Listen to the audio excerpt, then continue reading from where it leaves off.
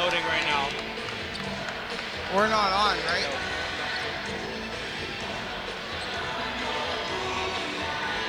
Go. Hello, everyone, and welcome to the WFCU Center, the host venue of tonight's NBL Canada clash between the Halifax Rainmen and the Windsor Express. It is Game 6 here, Mitchell, at the WFCU Center, a Tuesday night game here, and a big importance after the Express lost 2 of 3 out in Halifax last week. Tell us a little bit about Game 3, 4, 5, Mitch. Well, Game 3, the Halifax Rainmen got off to a really hot start. They punished the Express right out the gate. They attacked the rim aggressively, and they got to the free throw line, a place where they had a lot of success in that game. Windsor could not rebound. Halifax closed things out in Game 3. It was quite an ugly loss as emotions ran high for the Windsor Express. Going into Game 4, however, the Express, with their backs up against the wall, we've seen them do it many times, came out in fine fashion and delivered. They got out to an early lead. They went with dribble penetration and the long ball, and they found a lot of success in that. And that blueprint is where they found a way to win. Ultimately, the Express got things done in Game 4, a pivotal game, because winning 4, they were able to have some leeway with Game 5. Game 5, again, seeing the Rainmen stay very aggressive. They badly battered the Express in the fourth quarter. They got out there with the victory. Here we are tonight, the Windsor Express, in a must-win situation. The Halifax Rainmen look to close things out and capture the NBL title for the first time. Yes, this is familiar territory for the Windsor Express. Mitch, last year we had the pleasure of calling Game 6 and 7. The Express were down 3-1 in their series to that Island Storm. Won Game 5, came back here and won Games 6 and 7. What do they got to do to win these 2 pivotal games? Having your back against the wall is never in the game plan, but it seems to work for the Express. Like you said, we've seen it last year, being down in a position to lose, and they got it done. So this is an area where the Express, that they can win. They can play with their backs against the wall, and I expect them tonight to be all hands on deck, playing with a sense of urgency as their team comes out now. Absolutely. You see the Windsor Express here in front of their big ruckus crowd here at the WFCU Center.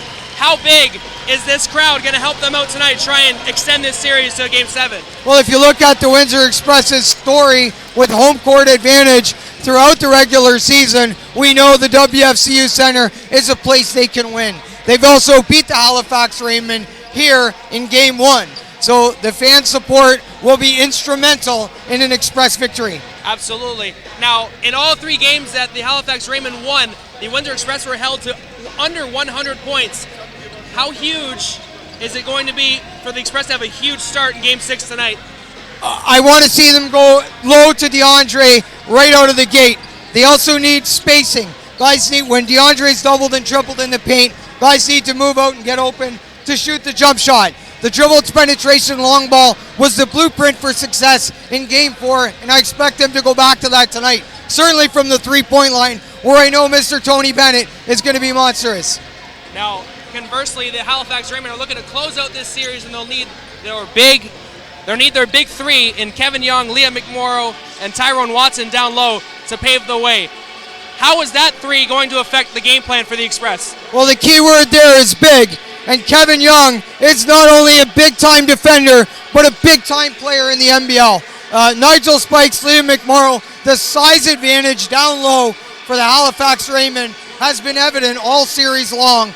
It's going to be tough for the Express to deal with the size and strength of the Halifax Rainmen. Absolutely. Tyrone Watson's had himself a heck of a series, but it's the backcourt of the Halifax Rainmen that has really helped them out get these big leads and extend these leads with Saya Ando, Kling Scales, and of course Forrest Fisher, as we see right in front of us.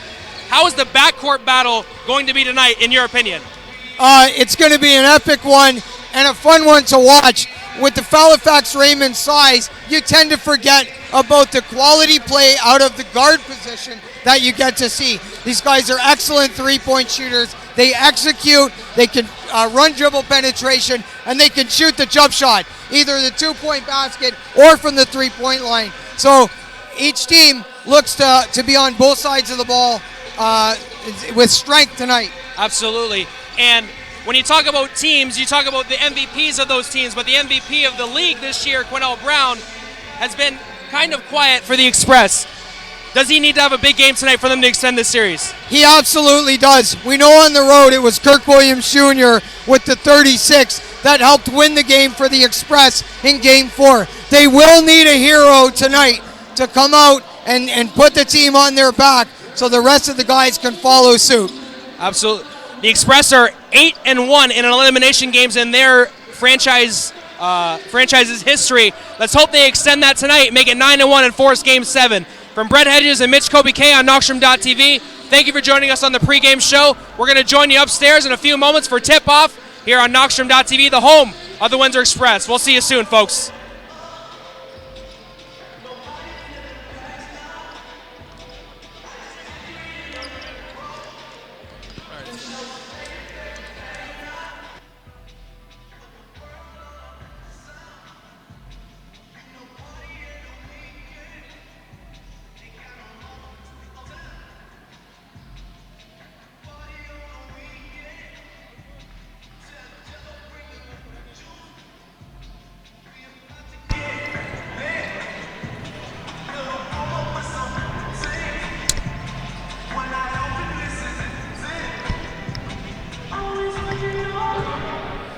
Well, ladies and gentlemen, we're going to start really soon. We are 3 minutes for the game to start. And I'm your humble servant, Alejandro, here from Knockstrom.tv. And we have with us Emily Rubinsky in the camera, the director of cinematography, Mr. Emilio Carro, and Brett Cages and Miss Kobe K calling the game. And we hope it's going to be an incredible game tonight. For sure, it's going to be a battle. These warriors of the wooden battlefield are going to put everything on the court. They will fight with honor, they will fight with blood, with sweat, with everything. So, ladies and gentlemen, we'll be back in 1 minute. Stay tuned. Thanks for joining us. This is Knockstrom.tv.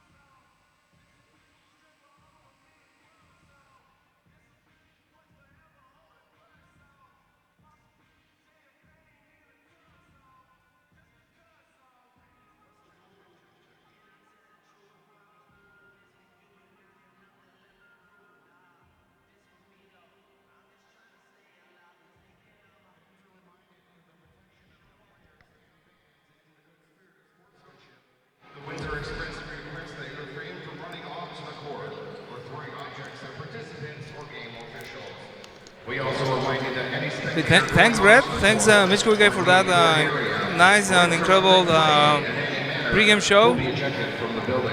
So we are ready for the game, and you are live.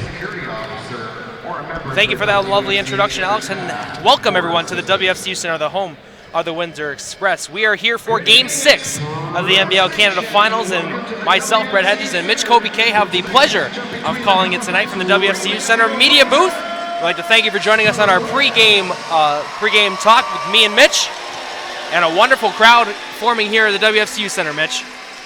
Always is come playoff time at the WFCU Center, as we see lots of fans over in the bowl area, which is pretty exciting, and the city support so far during this NBL Finals has been fantastic, not only in Windsor but in Halifax as well. We've been watching the games over that way, and just the NBL, just the growth is tremendous, and it's such an awesome thing to see.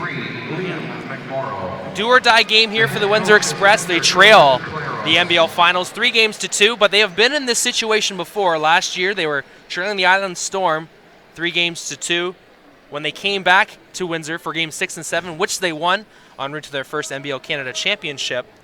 But it looks like it's going to be a pretty hard road if the Halifax Rainmen have anything to say about it. There's no doubt about that. The thing that the Express proved to themselves in Game 4 was that they can beat the Halifax Rainmen. They did it in Halifax. They did it with the blueprint of the long ball and dribble penetration. They should look to go back to that tonight. They've won a game on the road. They've won a game at home. Then on the other side of the Halifax Rainmen, who are very, very close to closing this things out, they gave the Express two pretty good spankings, so to speak, on the 3-game trip. So it's very, very close for Halifax to capture their first NBL championship. Of course, Game 6 sponsors include TicketWave.com, CarCompete.com, Exclusive Clothing, Tantalize Tanning, Cook the Web Series, and the Windsor Bridgians 5K Walk Run on May 24th. Well, I'd be lying if I said I didn't miss everyone when they were gone to Halifax. It's been about 12 days since we had a broadcast here, since Game 2, and 3, 4, and 5 were exciting basketball games. The Express dropping 2 of the 3, but winning Game 4 to force the games to come back to Windsor. How much does home crowd advantage work for them tonight, do you feel? Well, it's always imperative, and we know how good the Express were at home this season. So although they have lost here once to the Rainmen, it's still something that they should embrace and will. Being at the WFCU Center, playing at home in front of the fans is always an advantage. And we're just moments away from our pregame introductions. And of course, what's been talked about a lot in this series is the size of the Halifax Rainmen. If I am correct, 5 players 6'8" or taller on the Halifax roster, and that size has definitely been showcased throughout the series. Definitely in the middle, we've seen DeAndre in foul trouble and frustrated off the court, but it's something the Express have to work around. A size and strength advantage is just part of the game. They've got to get out there and play some small ball, find some success from three-point land tonight. The Halifax Rainmen, of course, look to continue to punish the Express down low and look for those offensive rebounds and benefit, capitalize from the second chance points opportunities. Halifax has gotten out to big leads. It got out to big leads in games 3 and 5, but what caused those big leads was consecutive stops on defense. If the Express are going to win Game 6, you got to feel that they've got to keep it close from the start or take a lead. Absolutely. Coming out of the gate strong and avoiding playing from behind is going to be instrumental in them winning this game. It doesn't give the Rainmen a ton of momentum throughout the game, so they should look to start strong. Defensively, they may be giving up some size, but the Express are best when they have the active hands working, and that's a way that they can look to make some defensive stops themselves. Now, you talked about dribble penetration in the three-point basket. being a huge factor for the Express in their Game 4 win. One of those guys that knocks down threes like it's his job is Ryan Anderson for the Express. He had a huge couple of games rebounding the basketball, but you got to feel that a shooting performance is in need tonight from Ryan Anderson. He's due. Basketball is the game of runs, and he is absolutely due for one. Another guy is Chris Commons that we're going to look to tonight for some leadership and some scoring. If you're talking Tony Bennett, Chris Commons, and Quinnell Brown, those are some deadly three-point shooters. The three amigos, as Coach Bill Jones called them, Quinnell Brown, Chris Commons, and Tony Bennett, they've been a driving force for this team all year. You got to think that a big night from the big three will extend the series. Absolutely. Halifax Rainmen also are an extremely deep team. Oh, yeah. They're going to look to their bench as well. And, this is all about who wants it the most. In a game like this, both teams have beat one another. It's anybody's game. We're here at the WFCU Center, so it's going to be all-out war tonight in this one. The last two players being announced are Quinnell Brown, the league MVP of the NBL Canada in 2015. He had himself one heck of a regular season and a good playoff so far, averaging 20 points per game. And of course, Chris Commons making his way to the arena. The Express shot 33% from the field and went 4 for 27 in Game 5. That's got to change if they expect to beat the Rainmen here tonight. Well, the championship trophy is in the house. Oddly, Stevenson brought it along. You might have seen the videos on Facebook or Instagram. So in Windsor, there is going to be a champion crown. Whether it's the Halifax Rainmen or Windsor Express is yet to be seen. And of course, we'd like to thank you all for joining us here on Knockstrom.tv, the home of the Windsor Express, for that chance. And we thank you for joining us. Both teams have been announced. And you see the Express doing their I Believe chant in the middle of the court. But this Halifax team is scary deep, and it should be interesting to see how these this game and possibly a seventh game unfolds. They work directly from the anchor, which is Kevin Young on the defensive end. And when that guy's back there, the leader on defense, look out. He is a scary, scary man. You got to watch out 1 through 12 for the Halifax Rainmen, and their Express are going to have their hand full tonight. We're going to take a step back for our national anthem. You're watching NBL Canada Finals Basketball on Knockstrom.tv, the home of the Windsor Express.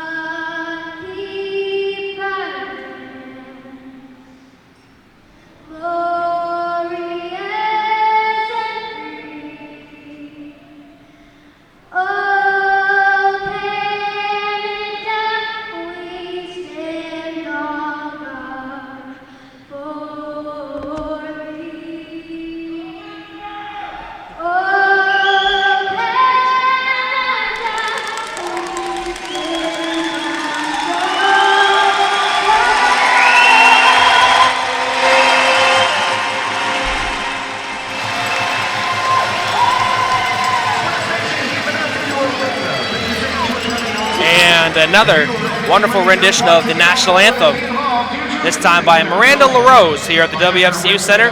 Wonderful crowd here tonight gathering as a local electricians union bought 1,000 tickets for tonight's game, and it looks as though it's going to be probably the biggest crowd of the season here. Could be the final game of the season here for the Windsor Express.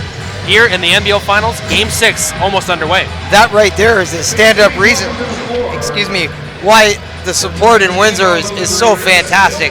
For a business like that, you need to step up and buy 1,000 tickets and make sure that this place is packed for what is set to be an exciting Game 6 in the NBL Finals.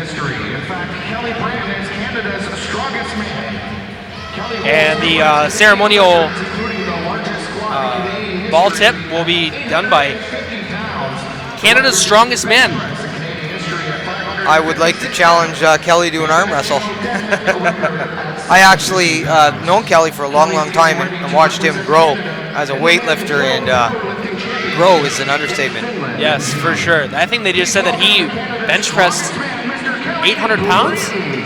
Something like that. Oh, sorry, it might have been a deadlifter, but still, that man is large and in charge, to say the least. Ceremonial ball tip is up, and we're finally going to get the real tip-off underway soon. Here on Knockstrom.tv, we'd like to thank everyone for joining us from wherever you are around the world for tonight's game. And it should be a doozy.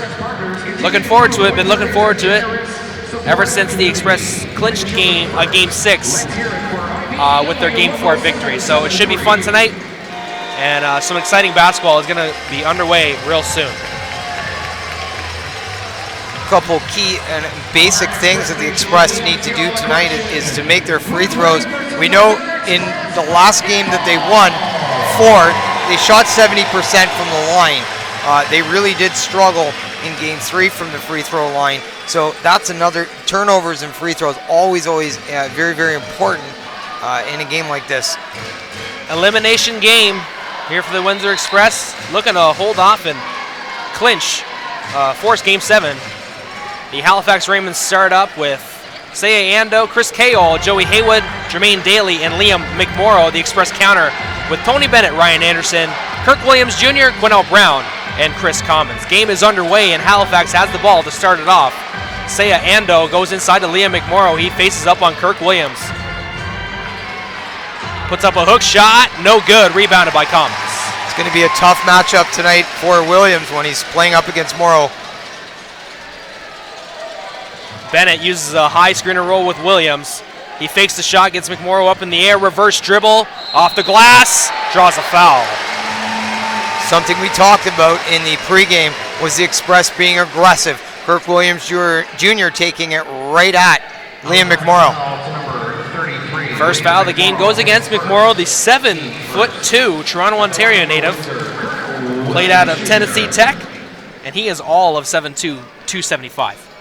And good to see him back on the court after the scare with the injury there in game 1, I believe. Yes. Regardless, great to see him back on the court as Kirk Williams Jr. comes out of nowhere for the dunk. And so Kirk Williams finishes off, gets 3 points out of 2 free throws, and I believe a warning has been given to the Halifax bench already.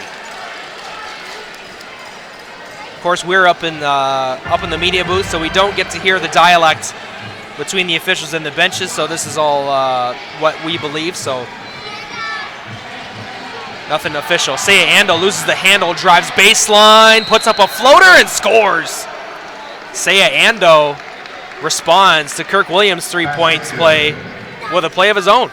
We see the Halifax Rainmen working in the half-court set, an area where they're extremely effective. The Windsor Express are going to want to push as much transition and fast break basketball as possible.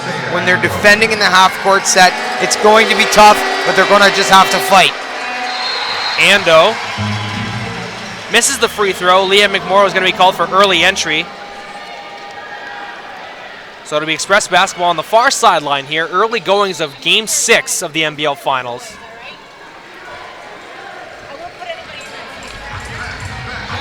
Bennett working against Ando in the half court. Gets a high screen from Williams. Finds Anderson on the curl. He crosses over. Guarded by Haywood. He's on him already. Kicks it out to Combs at the top of the key. His sweet spot. No good. Cahill with the rebound.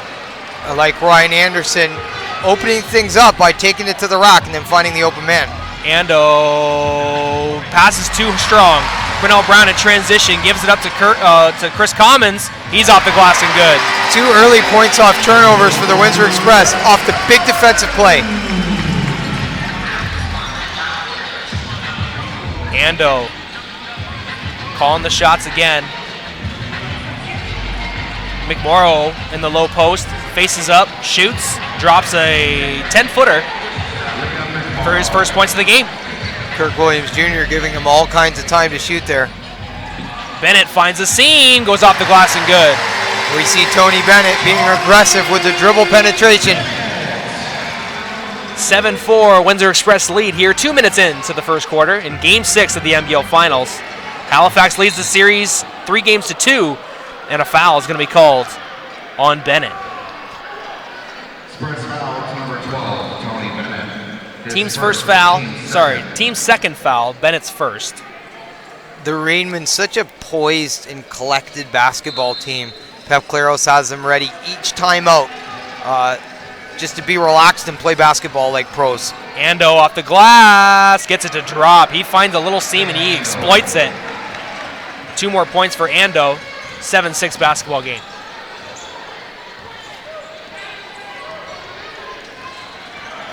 High screen, Bennett to his left, kicks it out to Anderson. He drives right. The jumper's no good. Haywood in transition, puts a motor off. Oh, almost Jermaine Daly with the follow-up. He gets his second rebound and goes off the glass and good. Those are baskets the Express are going to have to make if they're going to win this thing, with Ryan Anderson with the good look. Ball movement. Commons fakes the shot, gets to the middle of the key, off the glass, and one. Chris Commons. The Express staying aggressive at the rim, playing big dividends. Every time the Rainmen have scored, the Express have come right back and penetrated, and it's working for them. Foul Chris Commons at the line. against Ando. Commons looking to complete the 3-point play. He had a very, very quiet trip out to Halifax over the course of the 3 games. He is going to be an X factor in this one. Commons, the first player in Express history to score 1,000 points in a Windsor jersey. Oh, rebound goes right back to Haywood, and there's Chris Commons with a big block. In transition, Anderson behind his back, finds Williams down low off the glass. Beautiful. Ryan Anderson creating offense off dribble penetration, again finding the open man. Ando over to Daly. They swing it over to K-Ole. He's defended by Quinnell. Switched off, it's Commons. K-Ole puts up a floater. He doesn't fall. McMorrow with the putback and basket. 3 offensive rebounds now for the Halifax Rainmen. Quinnell's got a wide open lane. He can't score in transition. Went for the reverse, just put a little too much on it. It falls off the front rim, and here come the Rainmen. Haywood draws a foul. That's going to go against Anderson, coming over late. Speaking of Anderson, going back to the play prior, what makes him deadly is his ability to take a hard dribble, and he can either shoot or he can take the dribble and create something off of that. So it's excellent to see his skill set as he's being such a versatile player.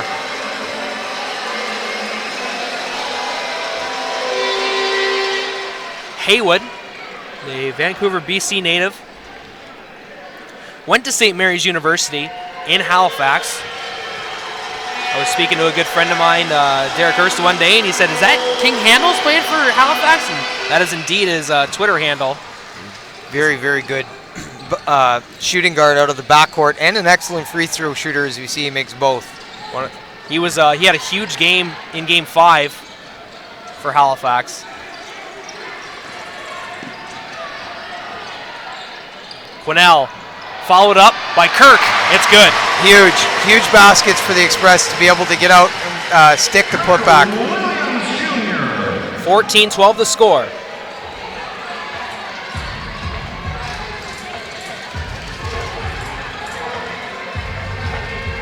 Nigel Spikes, who newly checked into the game, goes off the glass and good. Someone's got to come over from the weak side and help Kirk Williams Jr. out. That is a tough assignment he's got guarding 7'2" Liam McMorrow. Bennett over to Quinnell Brown. He turns the corner, rising, shoots, off the glass and good. Count the basket and the foul. The league MVP trying to start off the game hot. 2-point basket is much needed by the Windsor Express. And again, we're seeing the Halifax Rainmen have tremendous success at the rim. The Windsor Express coming right back and keeping them in this game by just purely by their fight. Quinnell Brown drew the foul, broke the free throw line, continued the shot and made it off the glass. Finishes the three-point play, and Windsor's got a 17-14 lead.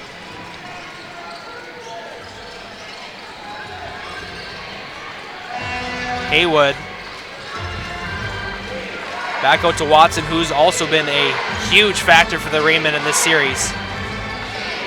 Joey puts up a floater, and Kirk Williams with the rebound draws a foul. Talk about the X factor, Kirk Williams Jr. A couple boards. He's doing the dirty work out there right now. Tremendously undersized. What an effort. Kirk Williams Jr. standing at 6'7", going against a couple of trees and Nigel Spikes. And of course, Kevin Young out of Kansas University. Bennett stops for three, off the heel. Haywood with the rebound, he brings it up in transition. Haywood and the basket. Wow. Out of nowhere, he just finds a crease off the glass and good, plus the foul. Joey Haywood. Yeah, the Rainmen are taking advantage at the rim. We're seeing them have a tremendous amount of success on the right side as Haywood's able to draw the foul. Haywood back to the free throw line. For Halifax, number 4, Joey Haywood.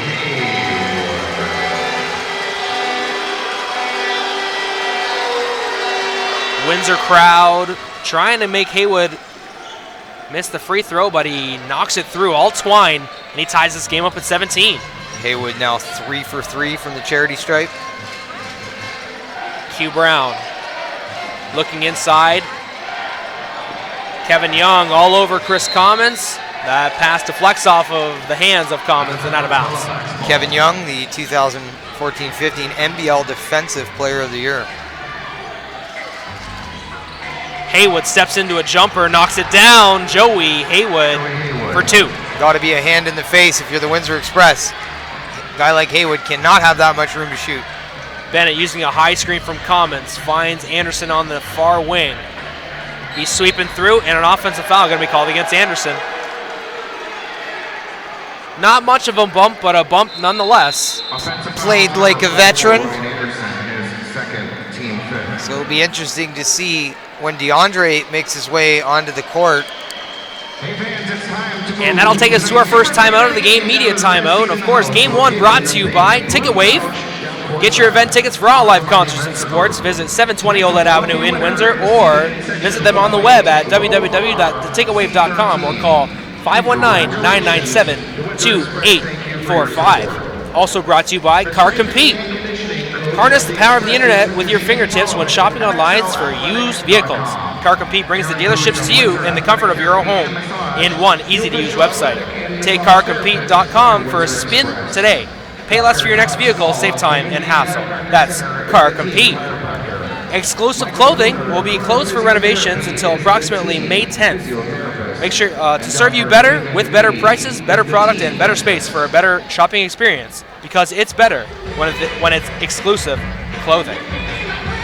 Mitchell, been a very action-packed first half of the first quarter here at the WFCU Center in Game 6. What are your thoughts so far? We're seeing two very hungry teams going after one another. 19-17, currently the Halifax Rainmen with a 2-point lead. Both teams getting after it. This is just classic, patented, good old basketball. Couldn't have said it better myself. The NBL Canada showcasing some of the finest talents in the world here in our very own backyard, and it's such a surprise that there's not more people that know about this league, but we're spoiled, to say the least, that we get to call this stuff and get to see it every week. So, with every year comes tremendous growth in the NBL. Spikes at the top of the key. New subs in for Windsor. Gary Gibson checking in. Klingscales throws up a floater, and that will end up out of bounds. Windsor Express basketball. The Express doing a good job there, closing things off defensively. Good box out by Chris Commons there on, I believe it was Nigel Spikes trying to get the basketball. Commons off the glass, no good. That's a shot Commons has got to make. Haywood backing it up, and here comes DeAndre Thomas and Forrest Fisher for the Halifax Rainmen. Kevin Young finding Nigel Spikes in the low post. He can't score from in tight. Gary Gibson with the rebound. Quinnell driving, draws a foul on Tyrone Watson. Tried to sell the offensive foul. No such luck, but a nice try by Watson. Tyrone Watson was a beast, to say the least, when these teams were playing in the East. He's had a really good series. He's a very good power forward. Done a great job. NBL Canadian of the Year. Bennett for three. Mr. 40 plus with the money ball. 20-19 to score, and there's Watson working in the low post. He gets around Chris Commons, passes it out to Forrest Fisher. So we'll give that possession out to Commons for closing out on Tyrone Watson, forcing him to give up the basketball. And a 3-second violation going to be called now against Halifax. And the Express with a 1-point lead, doing a wonderful job in the half-court set. No one said it was going to be easy to defend Halifax Rainmen in that scenario, but they're doing a good job considering. Absolutely. Halifax is smelling blood. They're one victory away from their first NBL championship, so you got to think that they're playing as hard as they possibly can with Pep Claros as their coach. Yeah, they're doing a fantastic job. They've found a lot of success at the rim. They've pulled in some offensive rebounds. They're defending well. Halifax Rainmen are doing everything Pep Claros has asked them to thus far. And on the other bench is last year's NBL Canada Coach of the Year. So the chess match has been duly noted throughout the series. Quinnell Brown for three, can't knock it down. Looking for a foul, not going to get it. Kevin Young with the basketball now. In a hurry, bringing it up the floor. Watson off the glass, no good. Nigel Spikes with the putback, it's good. And that's the offensive rebounds that are going to kill the Express. Want to go back to Kevin Young real quick. How many times in this series has he fired a ball to the opposite post in the paint or found someone down low? You know it's almost automatic with him. And a jump ball going to be called in the low post. DeAndre Thomas received it on the roll. And just got tied up with the opponent, but the Express will maintain possession due to the alternate possession rule. And Kevin Loisel comes in, instant energy injected into the Windsor Express lineup when he's on the floor. Loisel receives the inbound, finds a cutting Tony Bennett. Bennett off the glass, no good. Hugh Brown with the O-board, scores in tight. We see the importance of offensive rebounds for both teams so far in this one. Young for three, too strong, rebounded by Gibson. 2 boards for Gary Gibson. And a foul going to be called on Tyrone Watson away from the basketball. The refs calling a tightly contested game so far, and probably a good thing to keep emotions in check, make sure these guys are executing. Watson pleading his case with the official, but he is going to be called for holding Quinnell Brown, and the Rainmen are already in bonus with 3 minutes to go in the quarter. Yeah, it's been scrappy. There's no doubt about that this series, and here's where we start talking about the importance of free throws.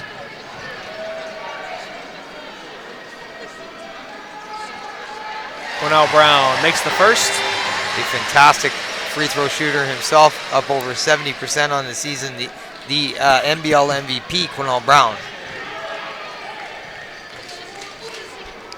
Yeah, no shortage of accolades between these two teams over the course of the regular season. Watson named the top Canadian of the league. Kevin Young named the Defensive Player of the Year. Pep Claros named the Coach of the Year. All well-deserved. And, of course, many of these players being named to the NBL first, second, and third teams as well. We have both of our conference championships, essentially the two best teams in the NBL going head-to-head. So it's no surprise that they're playing this deep into the series. Young on the roll, crosses over, puts up a floater, just doesn't fall. Ends up in the hands of Kale. He finds Young, and he goes off the glass and good. Kevin Young. Windsor, Bennett for three. Rotated the ball for a quick shot. It just goes off the front rim, and here come the Rainmen. Young going against Loisel. Off the glass, no good. Spikes with the O-board, but his pass is picked off by Bennett. Beautiful pass from Bennett over to Gibson for two. Windsor boy Gary Gibson finishing on the right side. Don't know if that was an intentional pass, but it ends up in Gibson's hands nonetheless, and it results in a two-point basket. And Klingscales working inside, can't get it to fall, knocked out of bounds by the Express. And going back to the Gibson basket very quickly, it started with a big defensive play. It was the Tony Bennett steal that made it able that they were able to score there. So kudos to the Express defense. Halifax basketball with a fresh shot clock. Klingscales, the inbounder, throws it up for Jermaine Daly, and the Halifax will go to work.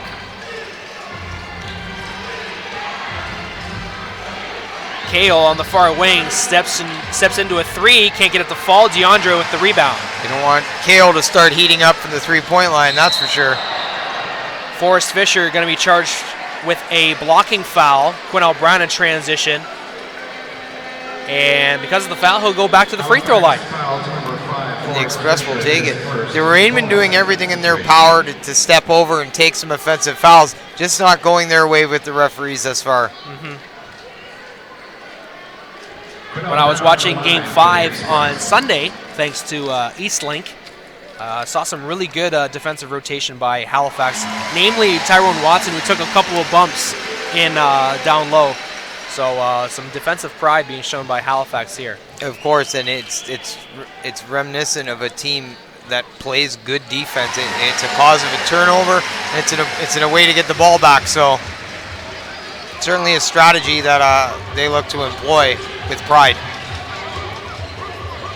Klingscales into the front court, looking to set up the Halifax offense. 28-23, Windsor leads. Kevin Young, jab step, puts up a three and knocks it down. The Kansas University product showing off the range. Right in Loisel's grill. 2-point game, 1 minute to go here in the first quarter. That ball knocked out of bounds by Jermaine Daly. So Windsor will take over possession with 9 seconds on the shot clock.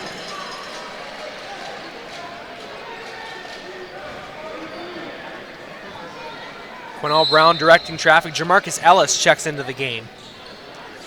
Gibson at the top of the key, swings it over to Ellis. He's at the free throw line.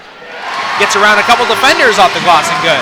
With a distinct size advantage over his defender, Jamarcus Ellis showing off that length. Klingscales working in tight, kicks it out to Young. Jab step, drives to his right, trying to find Klingscales. He does get it eventually. Back out to Foster. He stops, pops for three, leaves it short. Into the hands. There's Jamarcus Ellis now. Sky high off the glass and good.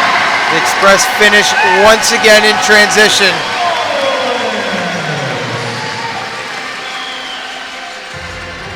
Final seconds of the first quarter. Windsor up 32-26. Pedro Foster gets a high screen from Jermaine Daly. Backed off the three-point line from DeAndre and is charged with a foul.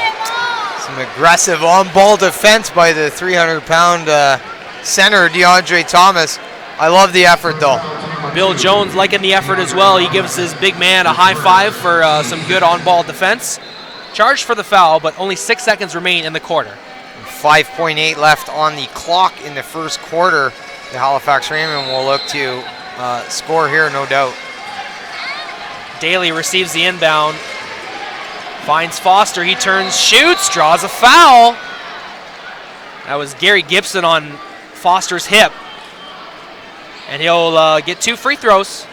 Good execution by the Rainmen. Not a lot of time for the Windsor Express to get off a shot following the free throws either, with 1.1 left on the clock. Halifax able to potentially generate some offense to close the quarter.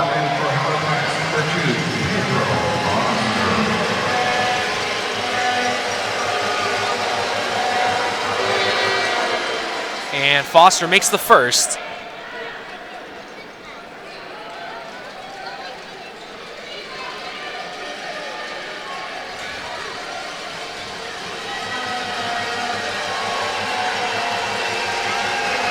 Looking to make it a 4-point game.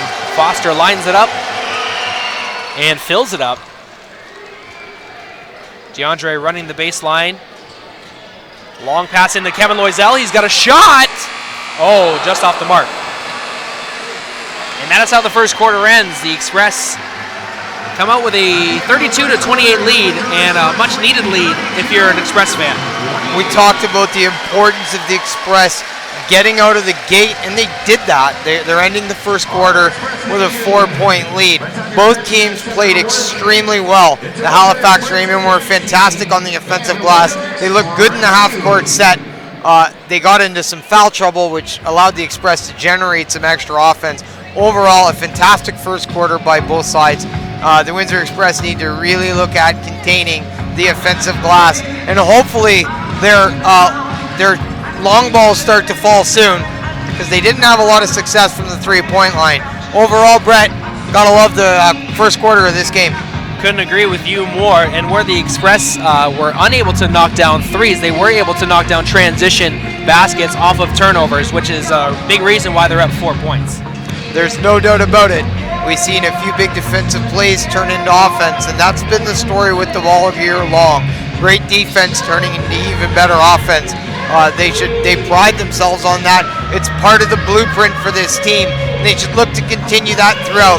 We've seen the active hands generate some steals that ended up turning into what you talked about, transition layups. And while you're transitioning into summer, ladies and gentlemen, why don't you visit Tantalizing Tanning, now under new management. Make sure to visit them at 2625 Howard Avenue in Windsor, Ontario. And they're not just friends and co-workers, they're a family, and they are all cooked. Cooked is a web series comedy drama about a rowdy group working in a bar.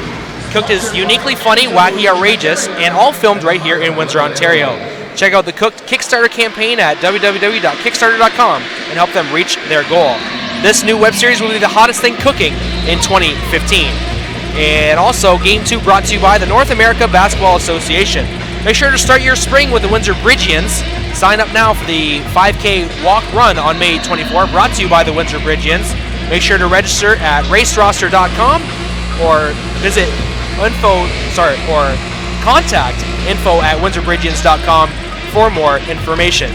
This event supports the 28th Annual North America Basketball Association's Intercity Basketball Tournament being held in Windsor this September and is proudly sponsored by Knockstrom.tv. And of course, we'd like to thank you all for joining us on Knockstrom.tv for Game 6 of the NBL Finals between the Halifax Rainmen and Windsor Express. Halifax leading the series 3-2, so Windsor needs a win tonight to extend it to a 7th game. Opening possession now for the Rainmen. Forrest Fisher looking inside to Jermaine Daly. Gets a shovel pass from Daly and knocks down a jumper. Forrest Fisher with his first basket of the game. Good way to open the quarter. If you're the Halifax Rainmen, they were able to close with the free throw and then open with a 2-point basket.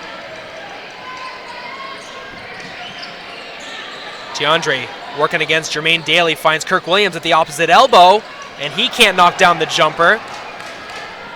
Back in transition come the Rainmen, Seiya Ando.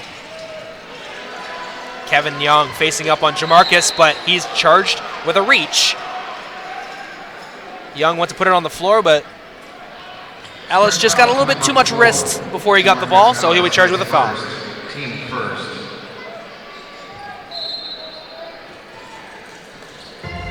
Young over to Ando on the inbound. Gets a high screen from Kale. 10 seconds on the shot clock. High screen. Ando sets up.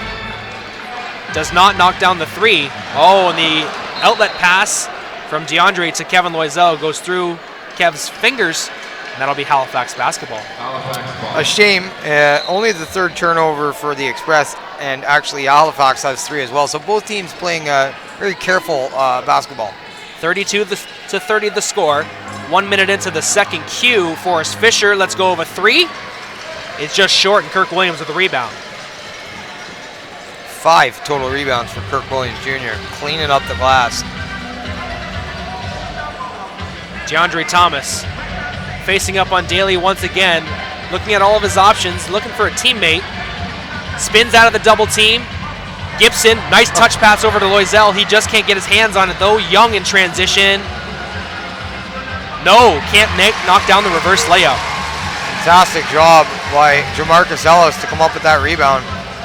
And Ellis working against Young right now.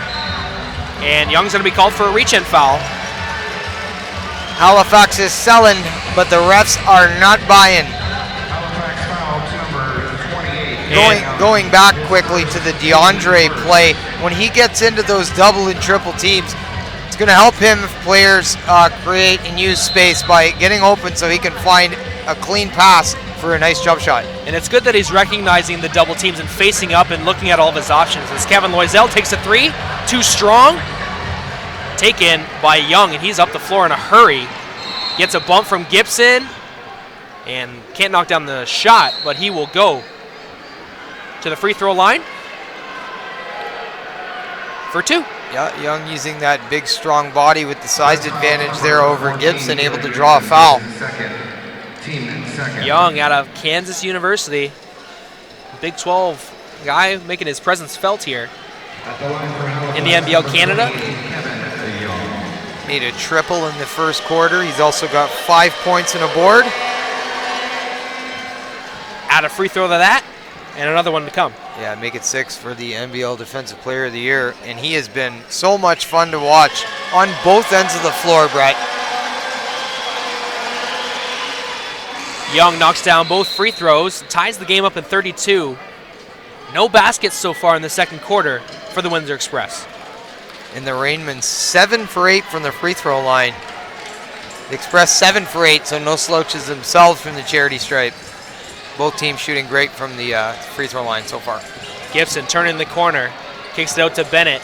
He crosses over, gives it out to Gibson in the corner. He drives, draws a foul. Windsor's own Gary Gibson working as hard as he can. He draws a foul there, and he'll go to the free throw line. Kevin Young. That's his Having him back healthy for the Express was huge and instrumental in their own playoff run. As the work he does out of the backcourt, certainly on the defensive end, so important. As you see there, he was able to attack the rim aggressively and draw the foul. And it seems like so long ago that we were in early March talking about the Windsor versus Mississauga series where they didn't have the services of DeAndre or Gary Gibson. Seems like a long time ago, Mitch. That's how long these playoff runs can go. And a testament to how hard they fought. I mean, it hasn't been an easy road, that's for sure, if you're the Windsor Express. And of course, Liam McMorrow going down in Game 1 of the NBL series and sitting out for Game 2. So Halifax has had their own injuries, to say the least. No doubt about it. They've been a team that have executed all year long. Ando blocked by Commons. Another block for Commons here in the early goings of the first half. You're correct, my friend. He has 2 to go along with 5 points. Key defensive stops for the Windsor Express. Turnover on the inbound. Quinnell Brown bringing it up the floor for Windsor now. The MVP to the middle of the floor. Ball moving by the Express. Commons backs it up. He's one-on-one with McMorrow. Crossing over, Commons to his right. Spin, reverse, kicks it out to Gibson. Knocked out of bounds by Seiya Ando. Right in front of the mayor of Windsor, Drew Dilkins. who traveled out to Halifax to support these guys. What a wonderful a thing to do, and a testament to the commitment that he has towards the city and the Windsor Express, and the NBL for that matter. Kevin Young steals it on the inbound, Oh, and Commons gives him a foul to take away the transition basket. Young throws it down anyway, showing off the skill. Press foul to number And 24, Chris Commons, his second, I believe- team third. that's a good foul if Yes. you're Chris Commons. You don't want to let Kevin Young do that in game and steal the momentum. So I like it if I'm Chris Commons right now. At the line for Halifax, Kevin Young. So if they're calling a clear path foul, then Kevin Young will have 2 free throws and the ball for the Halifax Rainmen. Okay, maybe I want to retract and hit the rewind button. It seemed as though Commons was even with him at the time. It is what it is. It is what it is. They've got. Yep. We're up here. We don't see anything. They got the hardest job on the floor. So no doubt. The Express have had several calls work out their way. It's just the balance of basketball. And with the split free throw trip, then that does make it not to say that it's not acceptable, but it's makes it a little less harder to swallow that they get the ball back because he missed 1 free throw. Haywood puts up a floater. It just rattles out, and QB with the rebound. Started with a beautiful McMorrow screen. Commons at the 3-point line playing give and go with Bennett. High screen. Bennett turning the corner, kicks it into the corner. Anderson fakes the shot, takes the shot. Oh, just rims out. There was that one hard dribble I was talking about. Won't be too long before those start falling for the Windsor Express. So they hope. 8:30 to go here in the second Q. Windsor up 1. Seiya Ando lets it go and erases the 1-point lead for the Express and gives Halifax their first lead of the game. And that man is perfect from the field tonight as he has 7 points. Anderson working against Haywood. And Haywood's going to be called for a foul. Anderson and Haywood doing a little bit of hand fighting there. So two very intelligent players going at it right there, but Anderson draws the foul on this possession. What I'm liking about the Express in the half-court set is the volume passing. We're seeing 3-4 touch passes before shots. That's a way to keep the Rainmen guessing. Bennett finds a clear path, has the ball knocked out of bounds.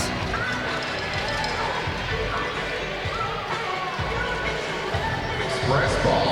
8 seconds on the shot clock. Quinnell Brown, the inbounder. He gets it over to Commons. Anderson on the curl. Finds Williams. Gets the bounce. Gets the bump. Draws the foul on McMorrow. And I thought Ryan Anderson was going to shoot that shot. Very selfless play. Finding Williams at the rim. Making that extra pass. It seems the Express are trying to work the ball around the defense of the Halifax Rainmen rather than shoot above it. So a little bit of a little change of pace for the Express today. We've seen so many jump shots before, but this time it seems like they're making the extra pass, get it down low, trying to find the easy basket. There seems to be a player available and open in the post, so they're taking advantage of that. Ando knocks it down. Seiya. The man's on fire. Seiya Ando. And then Quinnell Brown right away, right to the rim. And now he's now in double figures with 11, and if you're the Express, that's exactly what you need to do off a big 3-point shot by the Rainmen. 1-point deficit. Halifax. Oh, nice pass from Ando, but McMorrow does complete the play, looking for the dunk, but it rattles in. The lead pass for Kirk Williams is going to cause a traveling call. McMorrow ended up behind the play anyway. He couldn't get control of that basketball with the seven-footer running next to him. 3-point lead for the Rainmen. Good half so far from Seiya Ando. He's gotten his teammates involved and scored the basketball as well. It's just such a threat from the guard position when you can dribble, penetrate, you can pull up and shoot, or you can pass it into the paint. He's a very accomplished and versatile player. Native of Tokyo, Japan, Seiya Ando. Very smooth game. Haywood gets doubled by the Express. Oh, finds Pedro Foster. Liam McMorrow cutting to the basket, and he's called for traveling. They are just going to, the Rainmen, are just going to continue to feed that ball in the post. There is just such a size advantage. 41-38 the score. Anderson into Tony Bennett. He's driving, finds Anderson underneath the basket. Oh, he can't convert in close. Anderson wants that one back. Haywood in transition, kicks it out to Foster. Ando gets a high screen from Daly. Finds McMorrow on the roll. Liam McMorrow at the rim. Very smooth. Good footwork for a big man. I'm impressed with McMorrow, the job he's done in the paint so far. Quinnell Brown working down low. Bennett with a pass intended for him, but a foul is going to be called on Foster. So Windsor down 5 points now midway through the second quarter in a must-win game, trailing 3-2 in the series. Great teamwork going on for Windsor, especially around the rim. They're finding the open man. Things just aren't falling. They've just got to stick with the game plan. Quinnell, tried to find a cutting Kirk Williams. Picking it up is Clinkscales, and he scores at the basket, and Coach Bill Jones has seen enough. He's ready to call a timeout in the middle of quarter number 2. And a good time to call the timeout if you're Bill Jones, to get everybody settled. We're still at a single point lead, so yes. If you're the Windsor Express, great time to get things together. Halifax leading 45-38 here in Game 6. And of course, Game 6 brought to you by TicketWave.com. Get your event tickets for all live concerts and sports. Visit 720 Ouellette or theticketwave.com for your tickets, or call 519-997-2845. That's TicketWave.com. Car Compete harnesses the power of the internet to your fingertips when shopping online for used vehicles. Car Compete brings the dealerships to you in the comfort of your own home in one easy-to-use website. Take CarCompete.com for a spin today. Pay less for your next vehicle, save time and hassle. Exclusive clothing will be closed for renovations until approximately May 10th to serve you better with better prices, better product, and better space for a better shopping experience, because it's better when it's exclusive clothing. 30 seconds left in the timeout called by Bill Jones. His team down 7 points. Mitch, what needs to change? The Windsor Express need to do everything possible to close things off in the paint, not give up any offensive rebounds, and try not to let McMorrow have his way at the rim. Easier said than done. Oh, yes. But is this something they've got to work through? Changing defensive assignments, working with different guys on the defensive end to take up that spot. Kirk Williams Jr. has done a fantastic job thus far in the paint. It's going to be tough there all night long if you're the Windsor Express.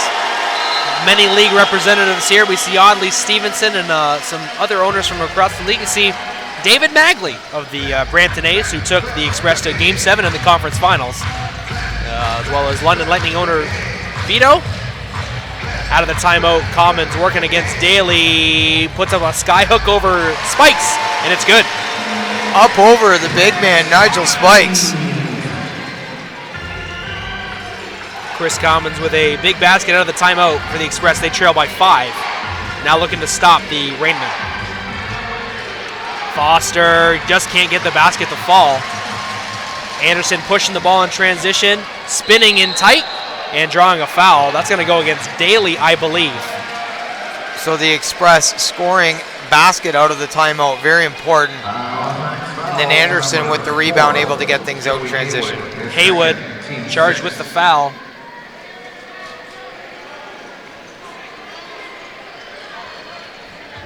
Windsor setting up an inbounds play. Anderson gets it in tight and draws another foul. So a pair of fouls in a very short span. That's going to go against Joey Haywood, another one. So Anderson to the line now. And more importantly, that's Joey Haywood's third foul, Mitch. Yeah, these things are going to become very, very, very important factors down the road. We've also seen DeAndre come on matching up with Spikes as our new marquee matchup in the paint. It'll be interesting to see how that works out. Anderson misses the first free throw. Behind the play, I see Commons getting some instruction from Coach Bill Jones. That big basket out of the timeout for Commons, and Anderson splits the free throws, makes it a 4-point deficit. And broke the goose egg. Anderson now on the board. Klingscales, no one home. Scores off the glass and good. Defensive miscue there for the Windsor Express. And he is so quick off the dribble, you got to make sure you know where he is at all times. Absolutely. Bennett kicks it out to Quinnell. Anderson for three. Off the heel, Bennett with the rebound, over to Commons. Long jumper, no good. The Express extremely cold from the field tonight so far. Commons hedging out on the screen. Daly working against DeAndre, puts up a shot, and it goes in. Jermaine Daly taking a bump from DeAndre, lets go of the jumper and knocks it down. Take an 8-point lead for Halifax. Bennett driving, gives it over to Commons. And he draws a foul from Daly. And able to get to the rim to try to chip away at this 8-point lead the Raymans have accumulated. Where Windsor's had their most success tonight is at the rim. At the line for Windsor, number 24, Chris Commons. Commons to the free throw line. Knocks down the first.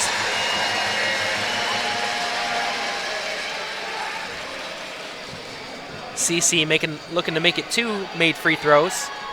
He does just that. And he'll go to the bench in favor of Kirk Williams Jr., but it's good to see Chris Commons scoring the basketball for the Express. Absolutely. All these free throws are going to add up by the time we get to the two-quarter mark. Just over 4 minutes to go here in the second Q. Windsor down 6. Klingscales travels. And another turnover for the Halifax Rainmen. This is where the Express need to take advantage and convert and score off of these turnovers. Bennett working against Klingscales. A pair of 12s going at it. DeAndre at the high post, faces up on Nigel Spikes. Driving, loses it. Daly tried to grab it, but he is out of bounds, and it'll be Express basketball. Fresh shot clock as well. The Rainmen have given DeAndre all kinds of problems in this series. He's had a really tough time getting it going, but he's doing a good job out there leading and passing the basketball. QB inbounds it. Offensive foul going to be called on an illegal screen set by Kirk Williams Jr. They're trying to find QB on the curl. The screen, they'll say, was illegal. These referees are doing a wonderful job tonight calling this game. Foster working against Brown.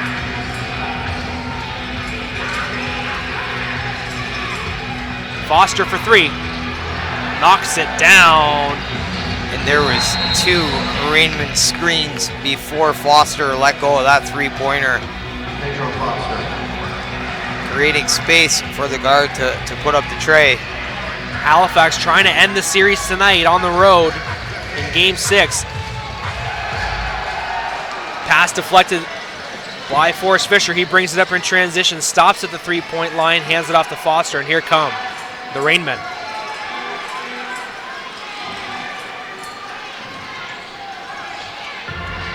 Halifax, Pedro for three, it's good. 12-point lead for the Rainmen now. Deadly shooting by the Halifax Rainmen, who are extending this lead.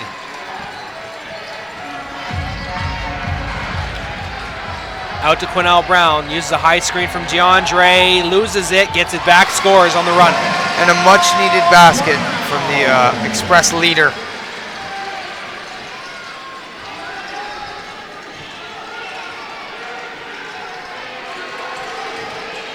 Foster using a high screen once again, using 2 high screens. Jermaine Daly, no, over to Clinkscales now. He lets go of a 3. Rebounded by DeAndre Thomas, and here come the Express. Anderson in transition. Crossing over to the rack. No good. Forrest Fisher with the board. Anderson struggling offensively tonight so far. Nigel Spice looking to complete the alley-oop. They're going to call DeAndre Thomas for a foul in the process. Nigel Spice to the line for 2. And you see Tony Bennett calling everybody together to keep the guys calm and get through this little rut they're having as they're down by 10. Rainmen in control. Anderson checks out. Jamarcus Ellis checks in. At the line for Halifax, number 42, Nigel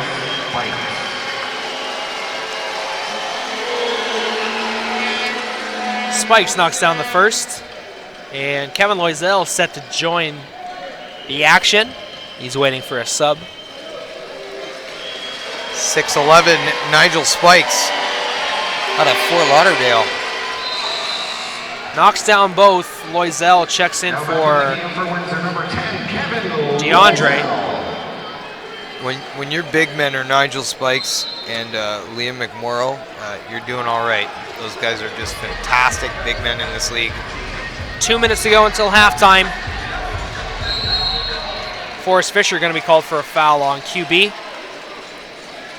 And I believe Quinnell will go to the free throw line, because we are in bonus. And if you're the Express, he's probably the guy you want on the line. Trying to trim this lead, pardon me.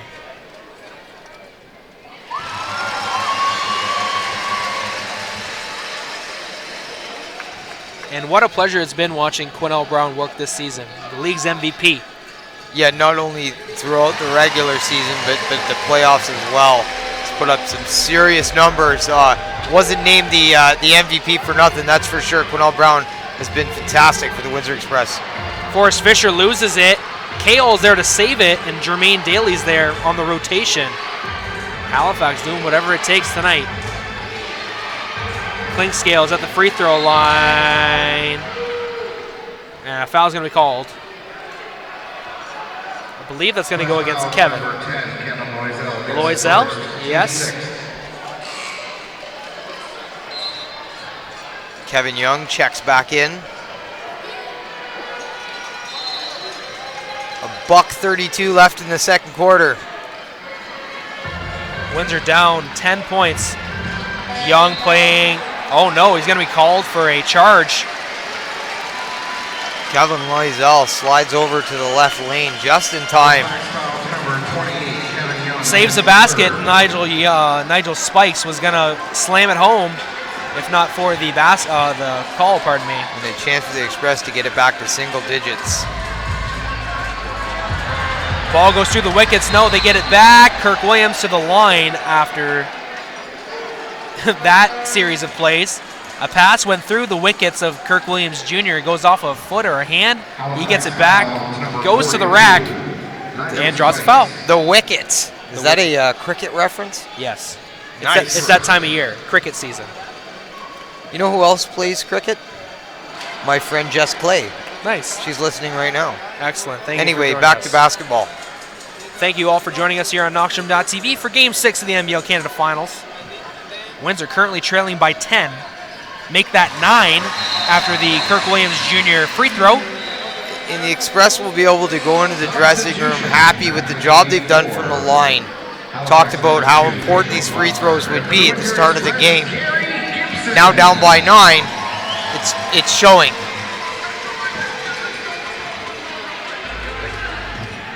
Foster bringing the ball up the floor. He's up the timeline in a hurry.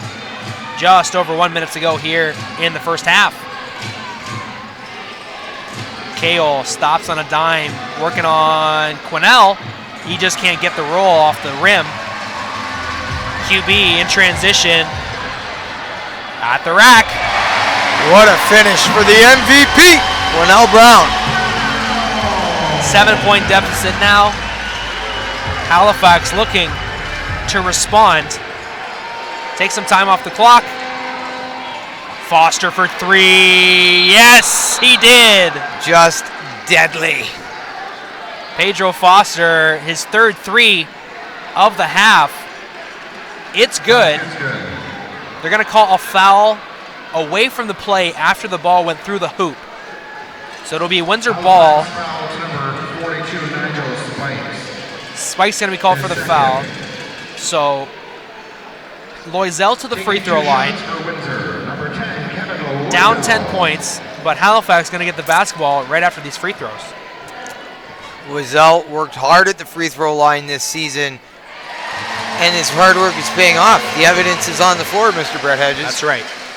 Kevin Loisel, the all-time franchise leader in games played for the Windsor Express. The Montreal native. Splits the pair of free throws. 9 points is the deficit with 30 seconds to go in the first half. 7 seconds difference on the shot clock. Foster crossing over once again. Finds Spikes on the roll, but a foul's going to be called right before. That would have been a pretty play. Yeah, luckily the whistle went if you're the Windsor Express. Express foul to number 10, Kevin Loisel, his second. So Loisel's second foul will send Foster to the free throw line. For Halifax, number 2, Pedro Foster. 18 and a half to go here in the first half. An entertaining half, to say the least.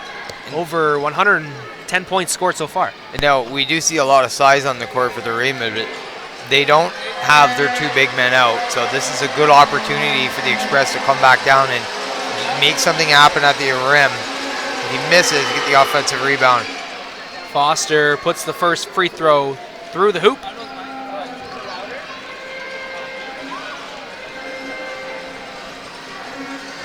Commons, Gibson, Bennett,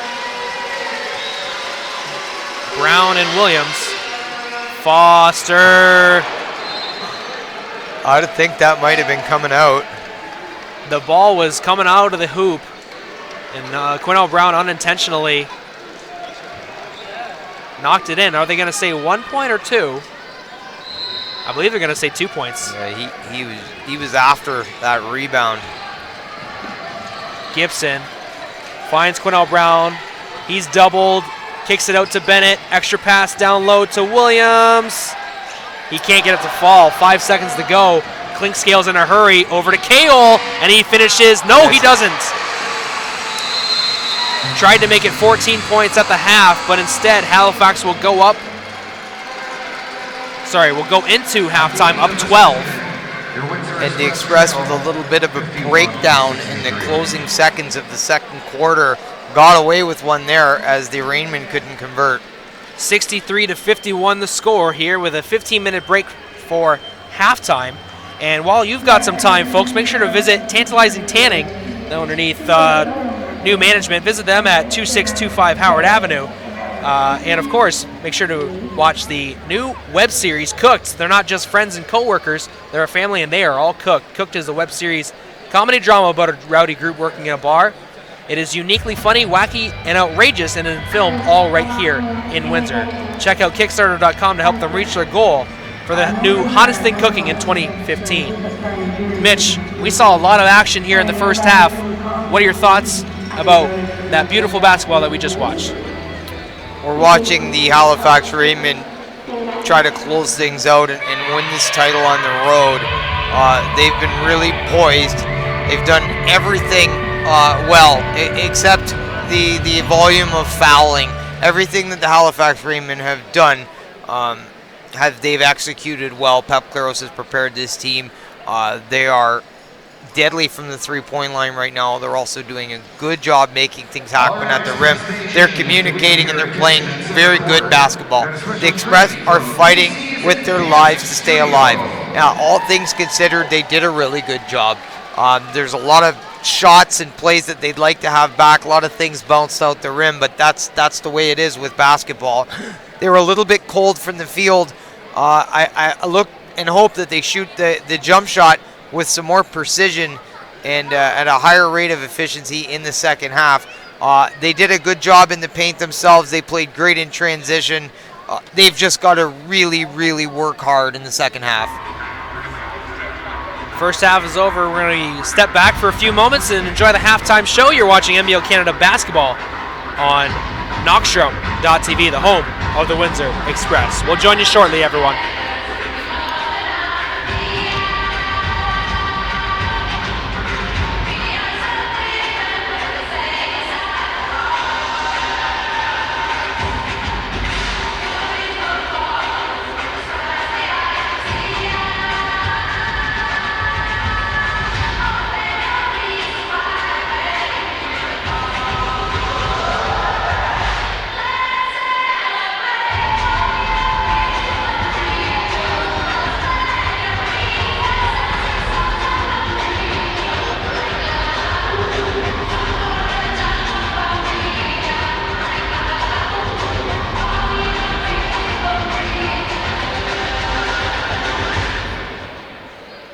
Well, at first, I was afraid. I was petrified. I kept thinking that I could never live. How are you? So many nights thinking, how we doing wrong? Nothing much, you? You were at my Jan, right? Yep. Well, you didn't stay long. No, my girlfriend was going home. She was going to Pittsburgh the next day, so I saw her. She's from Pittsburgh? No, she was going for like a board retreat or whatever. So I told her I would hang out with her, so I couldn't stay long. It was good though. How'd you enjoy everything? It was stressful hosting it. Yeah, I can imagine. Last minute changes and everything. Yeah. Miro still got mad at us for not knowing. I'm like, but it was a last minute change. Yeah, it is what it is, right? I guess it could be worse. She could be mad at you for yelling at the guests before everything even started. That was the worst. That was awful. Not a good way to start, but you guys bounced back. You narrated well. Thank you. That's good. I tried to keep it sweet, You did. You did well. It was genuine, you could tell. You guys were excited for everyone to be there. And as second years, you wanted to showcase your work, right? So what's up now? Finishing up school last week at school? Today I finished. Oh, cool. Awesome. Well, congratulations. Yeah, I'm coming back for third year there, so Okay. It's gonna be stressful. I still have 4 credits I need to get before third year, so I have to come back for a full spring term. Yeah, kind of sucks, but Hey, whatever. I had to take the extra year too to finish up the year. It's a 2-year program, but it should be 3. Yeah, It's a lot of stuff. It is. It is. Like, Especially this semester. Last semester of the second year, it should not be so cramped. yeah.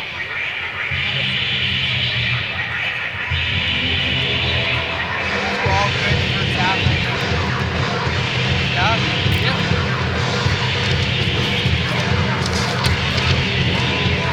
Hopefully, probably will be, eh?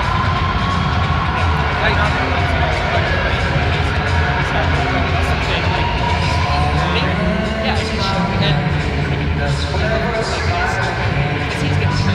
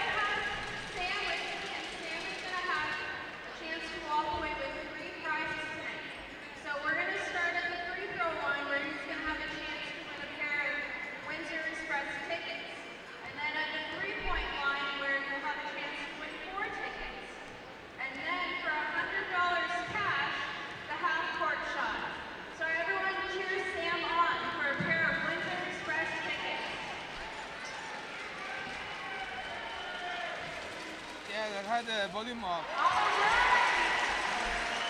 Let's keep it on. That's fine. I give you the signal when you can talk.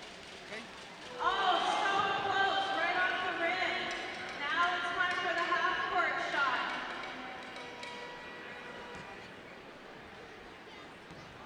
Where are you? And cheer them on, make some noise.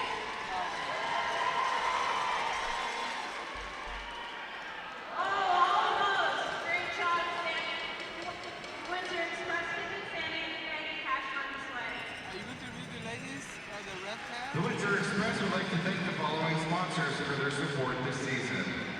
Allstate, Batter Bus, DMR Windsor Building Center, Culligan Water, the Windsor Downtown Windsor Business Accelerator, Holiday Inn Hotel and Suites Ambassador Bridge, Let's go up with them. Joseph's Farm Market, Kipping Tire and Automotive, the Serbian Center, Superior Signs and more, Tourism Windsor Essex Feely Island, Next Level Athletics, Windsor Athletic Therapy and Massage, Nordstrom Digital Media, Drive Logistics, IBEW Local 773, and Blackburn Radio. Make sure you listen to Mix 96.7, Windsor's Country 95.9, and the all-new 100.7 Cool FM.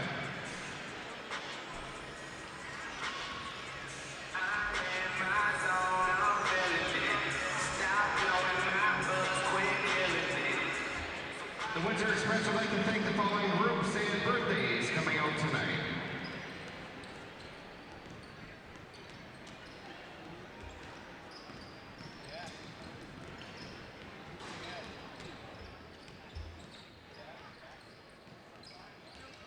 Sandwich Dean Action Group, IBEW, and some happy birthdays going out to Siri Lepos, turning 9 years old. Happy birthday going out to Rachel McKellar.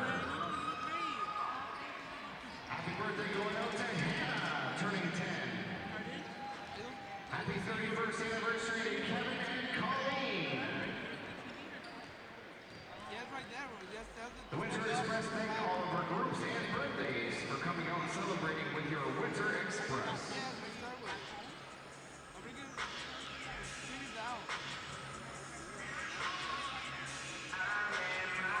We have 2 minutes. Hurry.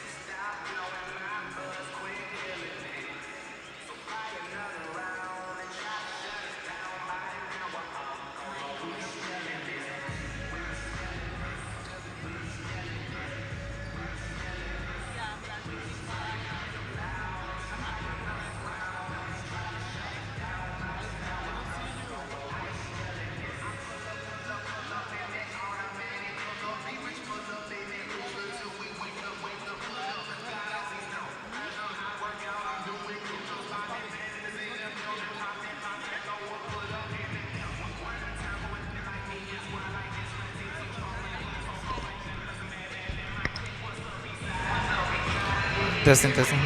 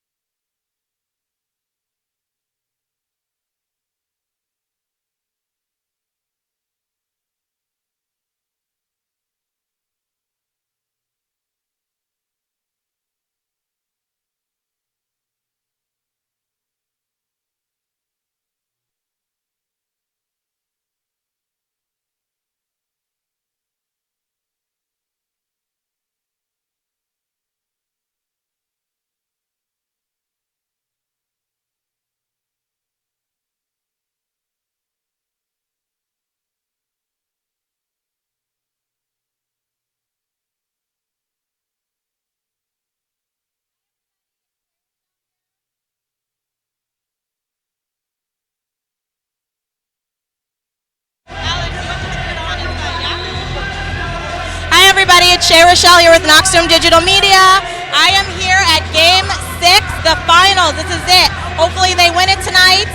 They need to pick it up a little bit, right? All right, now tell me who I'm with. I'm with some extreme fans here. What are your names? Rose. And I'm Fran. Okay, and you guys got some beautiful hair going on. What's with this getup? It looks amazing. Well, it's fan wear. It's fan wear. Did you make it yourselves? No, it's from the dollar store. Oh, I love it. I love it. So what do you think needs to be done today to get them back where they need to be in the lead? Oh, they need to get more balls in the basket.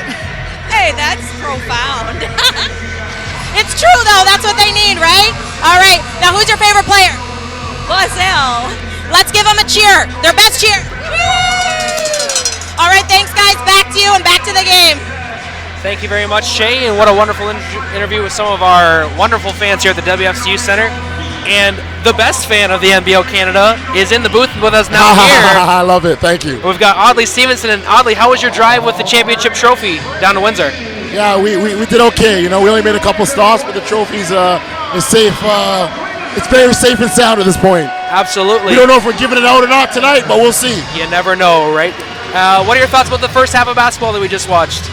You know, the Halifax Rainmen, a.k.a. the San Antonio Spurs, contributions from everyone that steps on the floor at different points of the game. We saw the end of that second quarter, P.J. Foster go to work, some huge shots. Liam McMurrow early in the first quarter, great contributions. So, you know, that's their makeup. You don't know on a nightly basis who's going to kill you. They're a team concept from top to bottom. Windsor Express looking to cut into a 12-point deficit. Ryan Anderson faces up on Fisher. Commons in the low post, defended by Daly. Puts up a hook shot, and it's good to go. In the opening possession of the second half, pardon me. CC's is one of those guys that really got to get going for him. You know, he's not looking for the outside shot, so to see him work in the post might be a good way of opening that shot for him. Ando working two high screens there. Was a sharpshooter in the first half. Working to his left now, gives an up fake, finds Forrest Fisher. Let's go over three, and knocks it down. Forrest Fisher. The whole shot clock on that one. And the Rainmen now 7 for 13 Yep. from beyond the arc. Wow. They shot 50% from the field in the first half, 79% from the line, and 50% from the three-point land. And conversely, Windsor is 1 for 8. Quinnell Brown fouled down low, going to the basket. Looked to throw a slam dunk down, but fouled in the process. Well, you know, halftime, Bill Jones says he wants energy and he wants something to get these. He wants these guys to do something to get the fans into it. So a dunk can do it for you. Absolutely. You know, when you look at some of the things the Express did in the first half, they kept up. 19 total rebounds for the Express, 20 for the Rainmen. Great job. So they did a great job on the glass. They were also 16 of 32 from the field, so they shot 50%. Now 1 from 8 from the three-point line. When you shoot 50% and 1 from 8 from three-point line, you've done something right. They've done a good job at the rim. Yep. Bennett falls down. Good rotation from the Express to cover up all the areas. Forrest Fisher in the middle of the key. Can't knock it down. And then Quinnell Brown's going to be called for a foul on the rebound. Trying to work against Liam McMorrow. That's a tall task. That's a big body. 7'2", 275. Liam McMorrow, Canadian, doing hard work down there for the Halifax Rainmen. I mean, Rainmen fans listening need to know that their squad is so confident on the bench right now. They are. I mean, every basket, you know, you see them. Say Ando with the lay-in. They're just so confident right now. They're executing in a fine precision fashion. I like that word, precision. Bennett at the free throw line gives it into Commons in the low post, working against Daly and draws a foul. Yeah, you can see Chris is making a concerted effort and a conscious effort to go to work down on that post, on that block. And he's got to do it. It's a place he's found success all season long, to reach into that toolbox with the plethora of moves he has down there and make something happen. Right. Anderson going to work now on the low post. No, Anderson goes down hard. Kirk Williams tried to save it from going out of bounds. Unsuccessful. It's Halifax basketball. Anderson's struggling in this one. He's got 3 turnovers, and he's 0 for 5 from the field. He's another guy the Express absolutely need to wake up if they're going to extend this series. You got it. 13-point deficit now, 2 minutes into the third quarter. Here in Game 6. Forrest Fisher finds McMorrow on the roll, just out of his reach. No, McMorrow gets it back. Now it's in the hands of Ando. Mad scramble. Leaves it short on the shot, but Ando's there to pick it up on the rebound. Tipped out from Bennett. Fresh shot clock for the Rainmen. Fisher gets a high screen.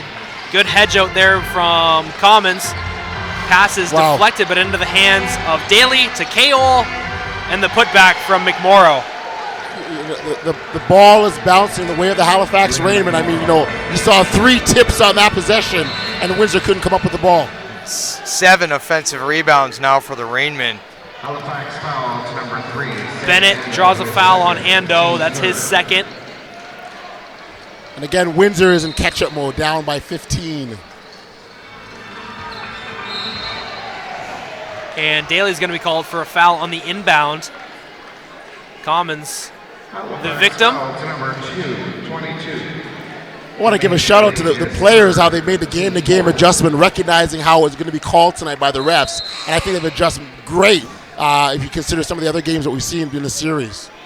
Agreed, and both teams doing a fantastic job from the line. Excellent free throw shooting in this one. Quinnell Brown. That's a high screen from Commons, kicks it out to TB. TB to his right, long jumper, knocks it down. 2-pointer. Huge basket for Mr. 40+. Yeah, he needs 40+ tonight. The Express badly needed one, and Tony Bennett stepped up and delivered. Seiya Ando. Wow. Seiya Ando. And 14 points for Seiya Ando. Great confidence for a young player. And there's Bennett right to the rim. So the Express finding their hero, per se, in the second half so far. Yep. You got to make guys play defense, and that's what Tony Bennett's got to do. Can't bail him out.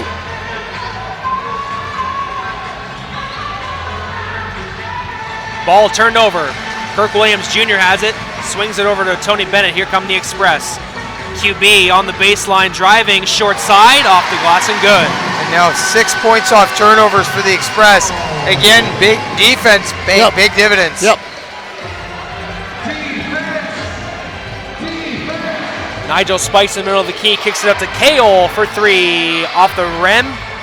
McMorrow down low, gets fouled by Williams. It's not often that you see both Spikes and McMorrow in at the same time. Big lineup. Obviously, they want to control the boards. You think? The Twin Towers. My goodness. The big boys down there, guys. Biggest. And DeAndre is staying on the bench as the Express will look to play some small ball. Got to push the ball. I mean, if you got bigs out on the floor, you want to attack them. And that's, we saw TB start this quarter that way as well. If I put Mitch on my shoulders, we might be able to play one-on-one with McMorrow, but a foul down low in the basket. I want no part of that barbarian. I'm good where I'm at. Again, the active defense. Nigel Spikes trying to save it from going out of bounds. Unsuccessful, but he gets picked up from his head coach for the effort. I'm not sure what the deflection count is tonight for the Windsor Express, but it's got to be high. They are active. Absolutely. Yeah, we talked about that in the pregame broadcast, the active hands and how important that is. It's a way for them lacking size to make an impact defensively. Turnover there. Klingscales at the handle.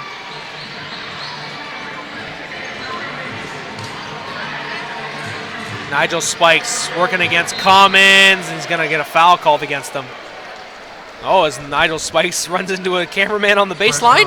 Takes on a cameraman, a sign, and what else? The Silver Stitch sign goes down. Here we go. Down goes Silver Stitch. Product placement. But we've just said the company's name 3 times, so inadvertently, some advertising. That's why you got to give some to those sideline advertisements. Oh, they took a pounding this year.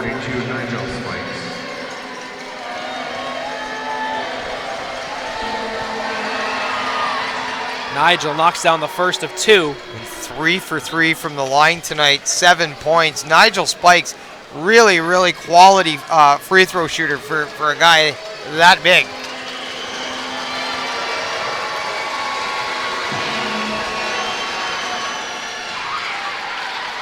Spikes misses the second. Windsor bringing it up the floor in a hurry. Williams on the baseline.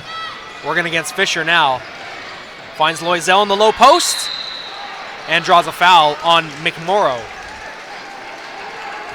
We've seen several passes enter the lane and finding players under the net. Yep. The Express need to finish. Absolutely. Absolutely. That's his third, team fifth. Photo op here for your humble servant Alejandro. I'll autograph that for you later, Alex. Kevin Loisel. Not a problem, man. Not a problem. Autograph it for him. Again, guys, I'm really impressed with the officiating tonight. I think they've done a phenomenal job, given what we've seen in this series. Great job. Yeah, I have the same feelings, and I know Brett feels the same way as well. So it's unanimous. So my suggestion is for next season that they do every single game. This crew, how's that? Watson inside the McMorrow, working against Loisel. Big size advantage. The big man going to the short side. Can't knock it down. Loisel bringing it up in transition. Tony Bennett finding a seam right to the rack. And one. What's up now? Tony Bennett. Again, I said that he had to get going. Yeah. And he recognizes, as a veteran player, the importance of coming out strong in the third quarter. And he's getting the crowd going now. And this is what Coach Bill Jones wanted. He said, we got to get the crowd into it, and that's what TB's doing. I think he's going for that 40 plus, like you said. That's it.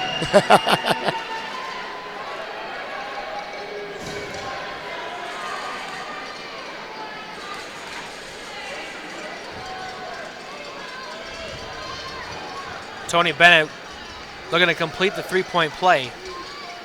Does so, makes it a 8-point game in the process. Single digits, very manageable for the Express. Clinkscales. Wow. Okay. Overshot McMorrow. Never thought I'd say that. That's possible. Yes. And McMorrow all alone, though, in the paint. Lucky for the Express, it was overpassed. Quinell Brown to his left, spinning, shooting, drawing the foul. That's another one on McMorrow. Now they want the crowd. This is exactly what they wanted. So you got even DJ Thor getting the crowd into it. This could be the start of an Express run. They've definitely been on that run.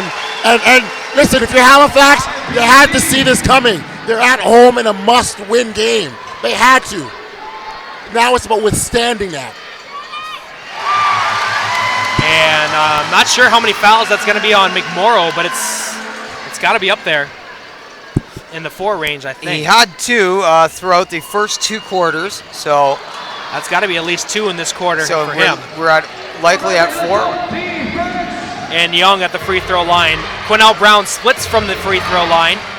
The intensity turned up for the Windsor Express. You can see it. Absolutely. In the way that they're playing defense. Absolutely. This is what they're going to have to do. If they want to extend the series, gentlemen, they've got to do exactly this. Hey, Mitch. Mr. Riley Phillips asked if you say the Twin Towers. The Twin Towers, I did. That's what he said. I heard him. It's good. He said it, Mr. Phillips. McMorrow and Nigel Spikes. The Twin Towers. The Giants. Certainly not me and Brett Hedges. No. If the tallest one of us is 5'11", that doesn't really make that Twin Towers. That was the first time I seen those 2 players together on the court. And that's exactly what I said. And then you got like Tyrone Watson, who isn't a strong free throw shooter, on the line. NBLC Canadian of the Year, Tyrone Watson, hearing it from the Windsor Express crowd. Goes 0 for 2. And the crowd is in this game, folks. 7-point game. Trailing by as many as 15. Windsor has trimmed the deficit. QB rising and shooting. Boom. Oh no, halfway down. That would have turns it over and one. John Marcus Ellis. Wow. We got a game, folks. with the offensive rebound and the putback. That was a steal from Ellis off of the Watson rebound. Steals it, gets fouled, makes the basket, and gets the crowd into it as well. I apologize. I jumped the gun on the Quinnell Brown three-pointer. I used my laser vision, my intuition. I thought it was halfway down. It rattled out. Usually I'm right there. And Watson going to be charged with his 5th foul. That's big. A big energy guy for the Halifax Rainmen. Watson has been huge for them off the bench this year. Incredible job. Yeah. He's going to be sitting for quite some time now. And he took advantage of Commons down low quite a few times. He was a guy like you said, could get to the rack and do some things on the post. So a big loss for the Rainmen. Pressure D going to be put on by Windsor, and Loiselle is going to be called for a foul on Spikes. But if you're the Express, that's a guy you want to double if you're pressing. So someone who's not particularly the best ball handler on the floor for your team, you want to try and force him into some bad decisions. But a foul going to be called, and Clink Scales will take it over. I would agree with that statement, Mr. Brett Hedges. 4-point game.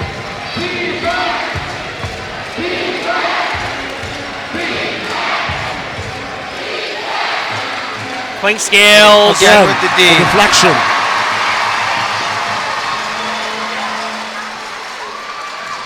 Jamarcus on the bounce, crossing over to his left. Can't get it to fall, but he gets the O board off the glass and draws a foul. Wow. You know what? Coming into this game, and I will say all series long, Jamarcus Ellis and what he's been able to provide to this team on both ends of the floor. We're seeing it tonight here in his 3rd quarter. His length, his activity, his athleticism, his problems for the Halifax Rainmen. He's an irreplaceable and important player from the bench. Very much so. Unbelievable job. All effort there, Audley. And a timeout being called on the floor before the free throws by the Express. Down 4, Coach Bill Jones going to settle his team down, not to get too high from this rush from the crowd. Yeah, you know, you want to temper that obviously, but you want to you want to bottle it too at the same time, and and take a big swig whenever you can. And talking on the other side here, the Rainmen. This will go to show. This will certainly show where they're at with how they handle the Express run, right? Getting things back down and continuing to close out. For me, that's probably one of the most impressive things about the Halifax Rainmen this season is their ability to respond. I've seen countless games where at the halftime or even a break in the first quarter or second quarter where they're down big. They call a timeout, and Coach Pep, deservedly Coach of the Year, gets these guys focused and they come out and execute. They will respond. I'm confident about that. There's no doubt about that in my mind. Jamarcus Ellis going to the free throw line for 2. The Windsor Express crowd getting into it now. They need a reason to cheer, and the Express have done that tonight. Down by as many as 15 points earlier in the quarter. The deficit is now 4. Jamarcus Ellis with 2 free throws coming up.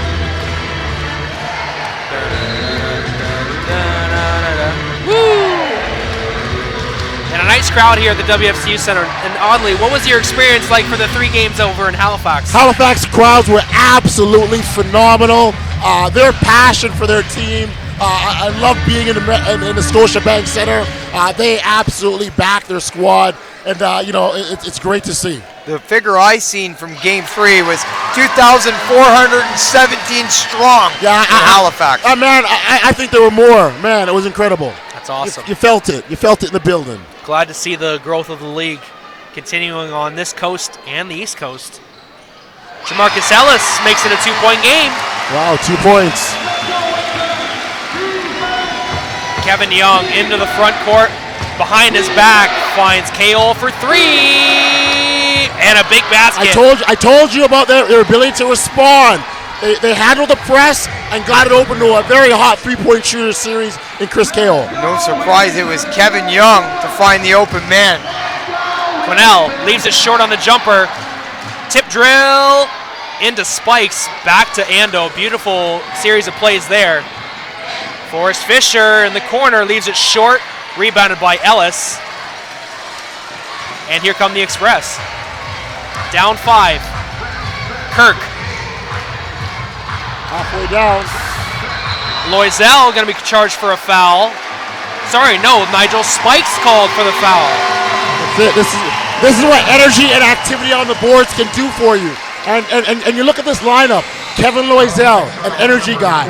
Jamarcus Ellis, an energy guy. Kirk Williams, an energy guy. You know, this is a really potent lineup that they got out there right now. And set to come in is Gary Gibson for the Express. I believe he's going to come in for Jamarcus. Good minutes from Mr. Ellis tonight. Great. Indeed. Indeed. And while I've got a second, I want to note Kevin Loisel's hairstyle. Win City shaved into his head. He did. Yeah, absolutely. He's repping Win City. Has been repping Win City. He's the franchise's leader in games played. You got it. He's embraced this city, and they've embraced him. The Montreal Baller connects for 2. And he's done a great job from the line tonight, a place where he's found some struggles in the past, but clearly worked on that facet of his game.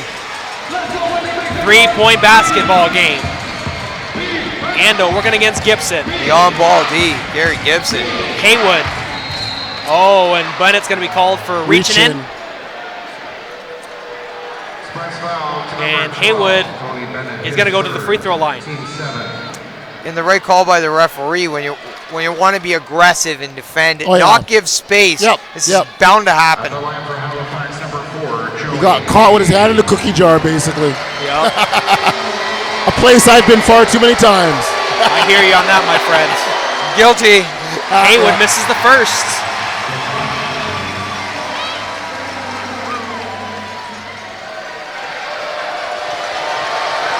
This building is so jacked. Yep. Haywood splits, makes it a 4-point game with 4:41 to go in the third. Been a fun series to watch and call. It's continuing here in Game 6, a must-win situation for the Express. Bennett draws a foul as he was turning the corner. That one's going to go against Ando. Halifax fouls number 3. And Bennett will go to the free throw line. Bennett with 12 points, 6 assists so far on the game. And you love to see the dimes out of Tony Bennett, you know, doing it from a ball facilitation point, but then also scoring as he drops the first free throw. Again, you know, when you got these veteran players that recognize what's on the line and that they have an important role in this. This is what you expect out of him. Yeah, he's done it all playoff long. You think about where this team would be if he hadn't have came to fill the shoes of Darren Duncan. Got it. Haywood. Spikes off the glass. Good D from Loisel. Big rebound from QB. Here they go. He's got a seam. Oh, picked by Spikes. Haywood in transition. Blocked by Loisel. Get down out of here. But a foul is going to be called late. Wow. Listen, that was great effort. Yes. You know, it was close. The crowd voices their displeasure, but let's look at the replay. Ball don't lie. Neither does the video replay, but it is what it is. It's certainly entertaining nonetheless. Man. To say the least, it's been entertaining. Haywood to the free throw line. Holy moly. Oh, and it drops. Friendly roll. That's probably the loudest response from the crowd I've heard in probably the last 2 years that I've been here. Pretty awesome effort by the fans. They've definitely showed up, that's for sure. For sure. WFCU center crowd lively, and a 4-point game here in a must-win situation for the Express. Bennett fakes the shot, crosses over at the free throw line, walks around, scores. TB. The leader of the pack right now. He's putting the team on his back. Well, he's really put a lot of pressure on Ando, putting him in the spin cycle any opportunity he can. Young rotates the ball over to Ando. Over to Kale, and an offensive foul going to be called. That one's going to go against Spikes. That's his fourth. He must have done something away from the ball that the officials didn't agree with. I didn't see it, but Nigel Spikes called for the offensive foul, and Windsor with possession. And the Express down by only 2 points. QB at the free throw line, stripped again by Nigel Spikes. Joey Haywood in transition, takes the bounce, takes the bump, and draws the foul on QB. Opportunistic defense from the Halifax Rainmen, leading to offense. Yeah, no doubt about it. Coming up with another strip, turning into transition play, and now on the free throw line. Hey folks, make sure to start your spring with the Bridgians. Sign up now for the Windsor Bridgians 5K walk run on May 24th. Register at raceroster.com or contact info@windsorbridgians.com for more information. This event supports the 28th Annual North America Basketball Association's Intercity Basketball Tournament being held in Windsor this September and is proudly sponsored by Knockstrom.tv. Joey Haywood knocks down the first of 2 free throws, extending the lead to 3 for the Rainmen.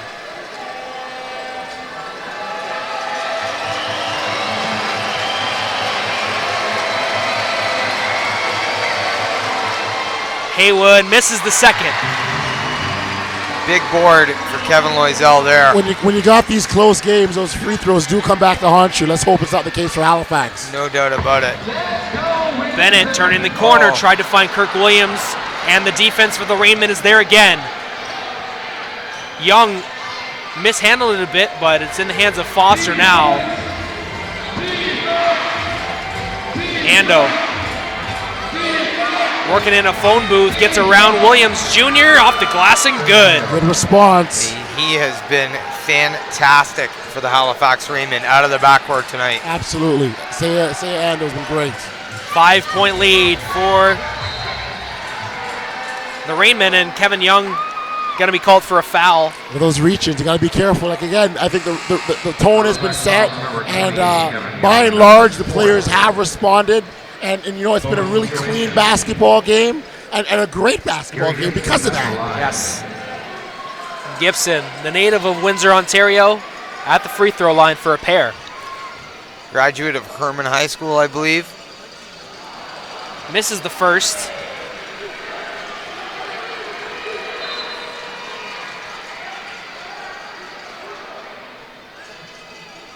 He's really given Windsor a defensive presence in the backcourt. His rebounding ability, second to none from the guard position.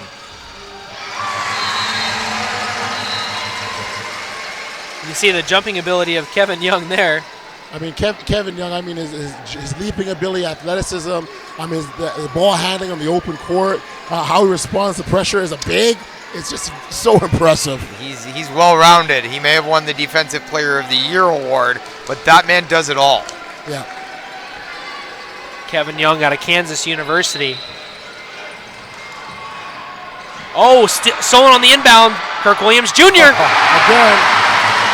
Again, the energy and activity that we talked about. Active hands for the Windsor Express doing their job. Ando loses it again. No, fouled by Gibson. And the Express bench just showing a crazy amount of energy. Wow. Well, when Say Ando heads over in that corner with the Express bench, you know, that's troubled waters right there. Yeah, the two extra defenders on the sideline, it seemed that there's a group of defenders there from the bench going to swarm you. That's it. Crazy.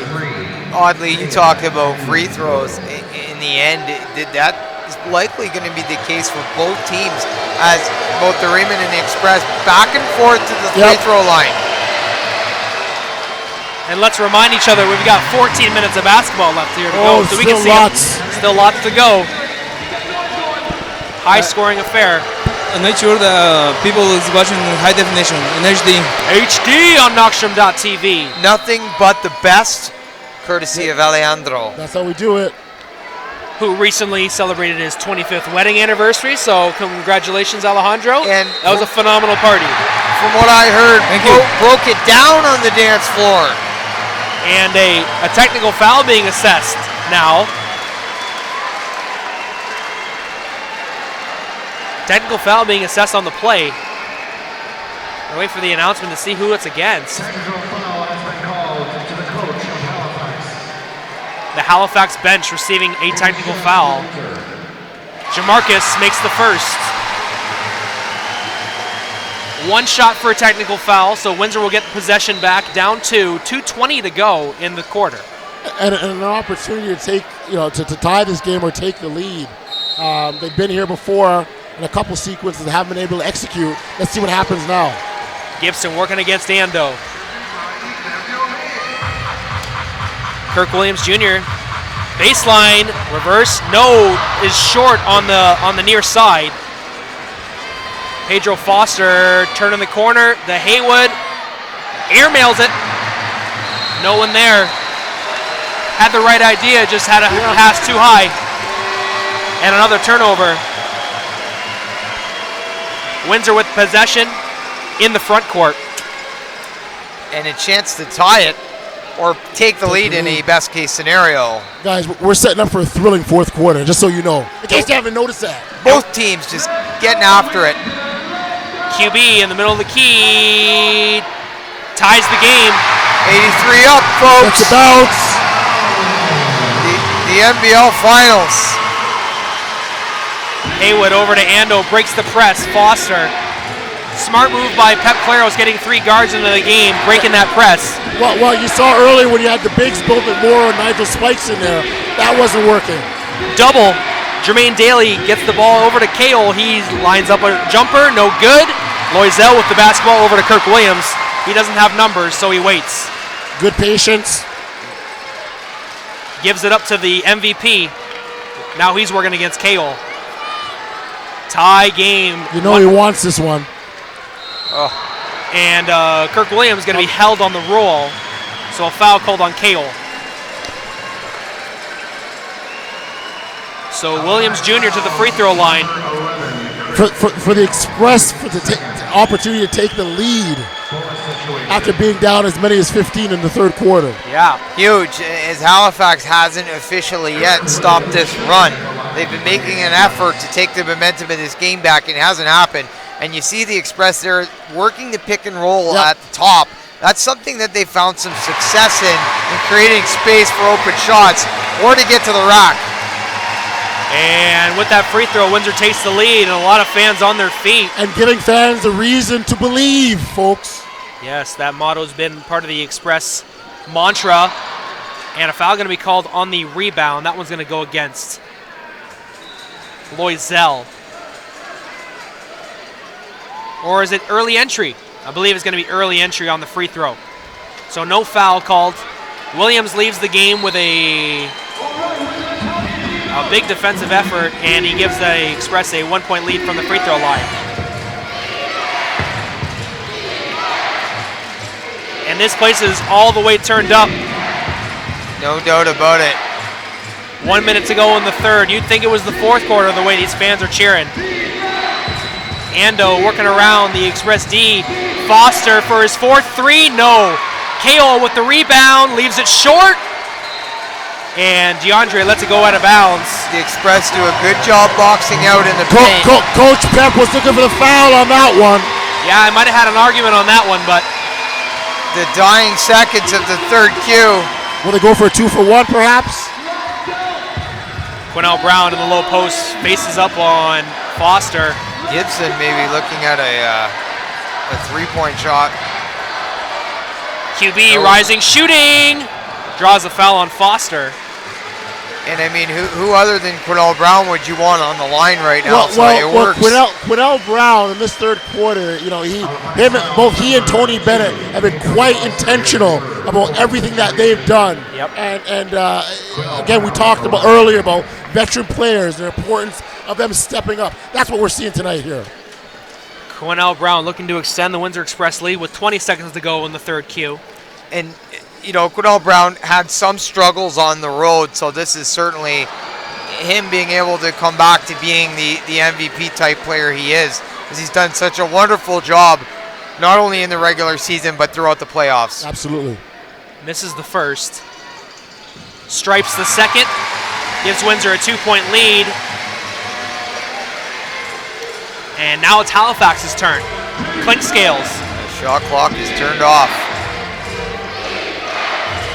Foster, turn in the corner, gives it over to Clink Scales. 6 seconds in the quarter. Klingscale working to his his right, and draws a foul on DeAndre. DeAndre put his hands up, but he'll accept the foul. Blocking the way of Klingscale and slowing down the clock a little bit. 3.9 to go. Klingscale at the line. I think I would personally rather have Halifax shooting free throws than scoring a big 2-pointer or 3. This kind of slowed things back down and is keeping the momentum with Windsor. And he knocks down the first, and of course free throws. Then you let the crowd kind of help let them get into it a little bit. Agreed. I think in this quarter, the Windsor press has really made the difference and scrambled what Halifax wants to do. Preventing them from getting to their offense, really delaying that for them. A creative play. That was close.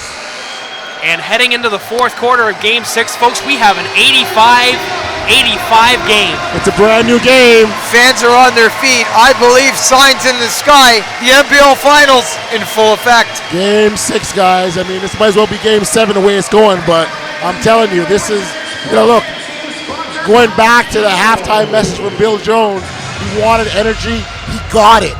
And now it's time for Halifax to respond. Now, how bad do they want this championship? That's the question that they're asking themselves, and the question we're going to find out sooner rather than later. Oddly, are you going back down to courtside for fourth quarter? You know it. I know it. It's been a pleasure having you here, guys. Always a pleasure. Listen, phenomenal job. I mean, I know I've said offline, but the guys have done a great job this season. Keep with the great work. Alejandro's over here making magic happen with HD tonight. Great job as well, guys. I'm super proud of what you guys are doing this season. Thank you. And we're super proud to be part. We're super proud to be a part of the growth of the NBL Canada and growing with each other. So enjoy your courtside spot. We'll try and keep it up here during the fourth quarter.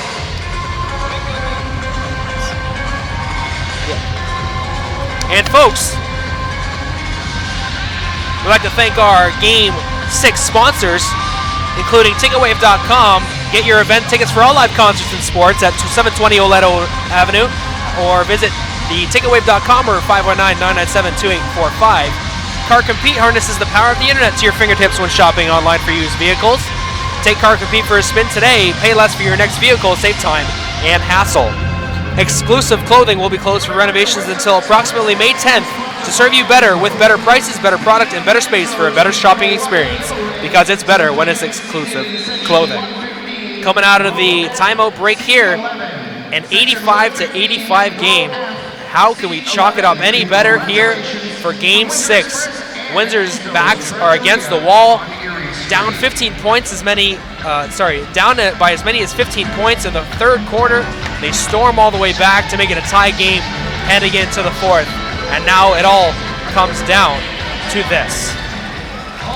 Halifax will take over possession in the opening frame, in the final frame.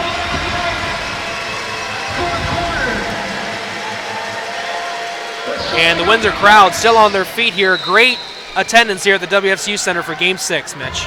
And 12 minutes will decide. One team may take the championship trophy home. The other looks to extend the series to 7. Klingscale and Ando bump a little bit, trying to exchange the basketball. Klingscale goes to his right, sets up a high screen with Daly. Let's go over 3.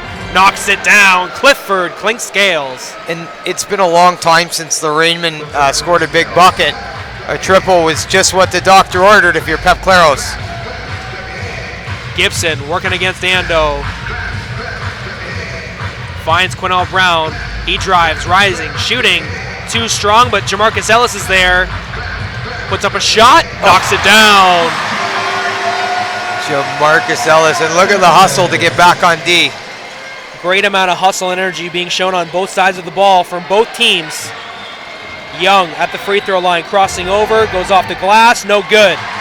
Ellis once again with the rebound. Over to Loisel. Shoves his way in and draws a foul on Young. Does a push-up on the way up. And the energy not stopping for the Windsor Express must have had their spinach between quarters. little Popeye reference. Hey? I like that, for sure. Loisel to the free throw line. His team down 1. Kevin Loisel at the line. 1 minute gone in the fourth quarter. And what a quarter it has been.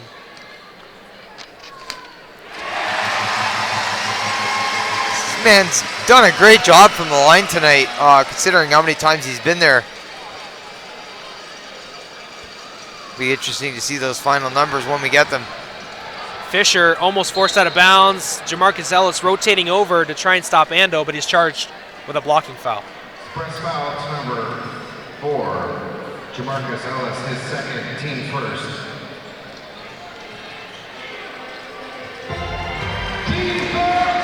Klingscales walking the ball up the floor.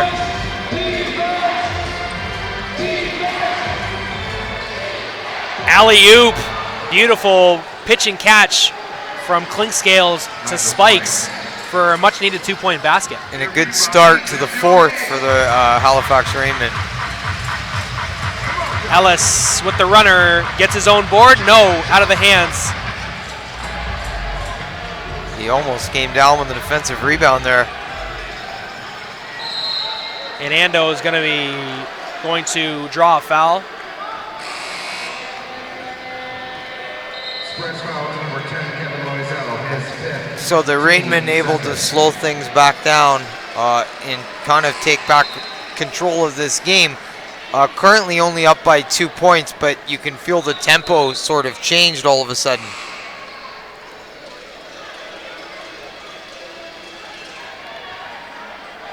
Subs being put in. That's Liam McMorrow for the Halifax Rainmen, being inserted for Nigel Spikes.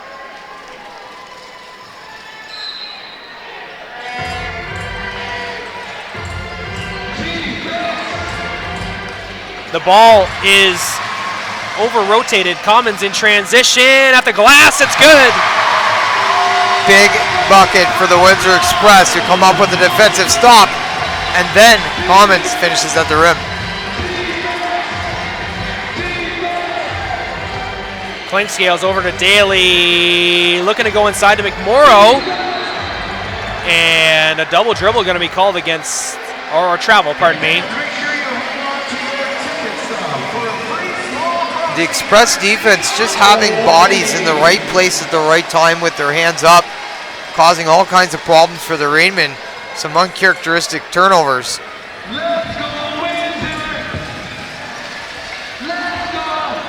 Commons on the roll, gets the pass from Gibson, stops, turns, shoots, scores. Chris Commons. Pretty basket from down on the block by number 24.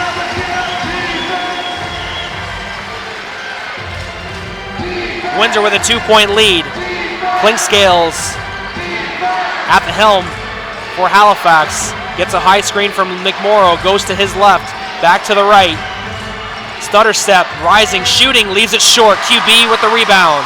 Smartly slows things down as Halifax having to deal with the energy which has been re-injected into the Windsor crowd.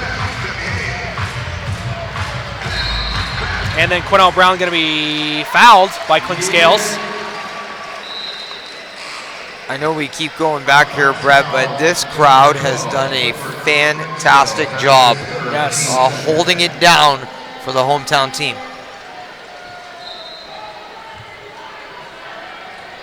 Windsor looking to extend their lead now. Inbounds it to Gibson, does Brown. 10 seconds to go in the shot clock.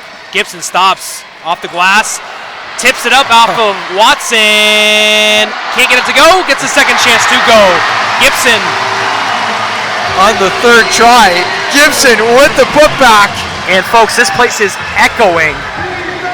The Express with their biggest lead of maybe the game. They're going to call Clifford Klingscales for a traveling violation.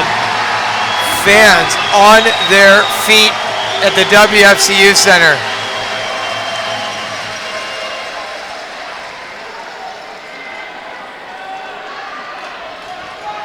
Bennett and Commons talking it out.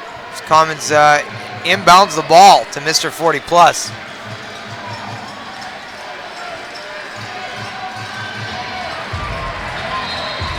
And then another foul going to be called. Bennett trying to turn the corner. Clinkscales with another foul. These players taking full advantage of the contact fouls coming around the corner.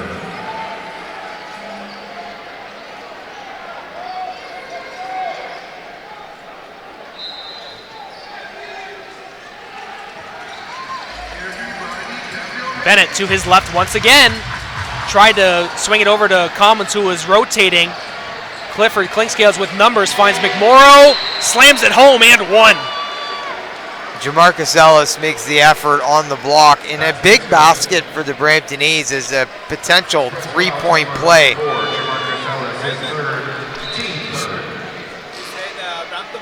Rainmen, pardon me. I don't know, I did that the other day. I just stuck in that wonderful series. I apologize. Halifax Rainmen. It's Liam McMorrow, the 7'2" center. Oh, it knocks down the free throw. Much needed three-point play for the Rainmen there. Makes it a one-point game.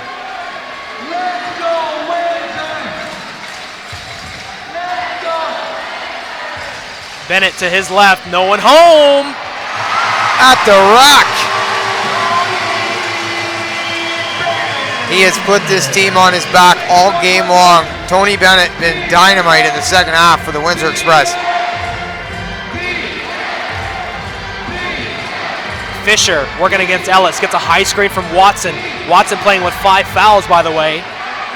McMorrow gets the cross-court pass, leaves it to Ando. Ripped down by Jamarcus Ellis, and then a foul going to be called. And Jamarcus Ellis jumped with Liam McMorrow side by side and came down with that board.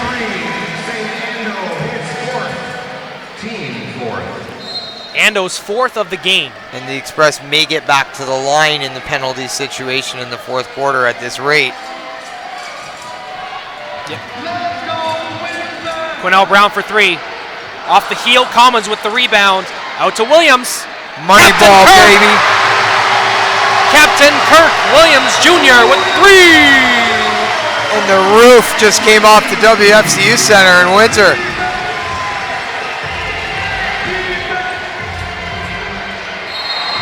And a blocking foul going to be called against Jamarcus. That's the right call. Jamarcus did his best to get over there as early as he could. Oh, we got some extracurriculars. Jamarcus is down. He might be slightly hurt. Quinnell Brown trying to create some space for his teammate as Liam McMorrow looked to be standing very close in proximity.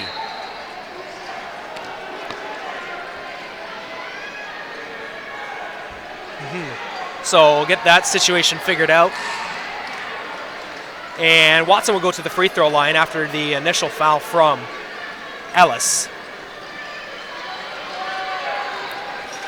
So Watson now back, Brett, as we haven't seen him in quite some time with the foul trouble. Yes, 5 fouls for Watson.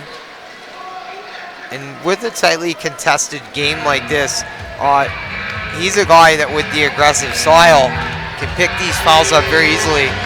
Great player, very physical, very athletic, solid down on the block.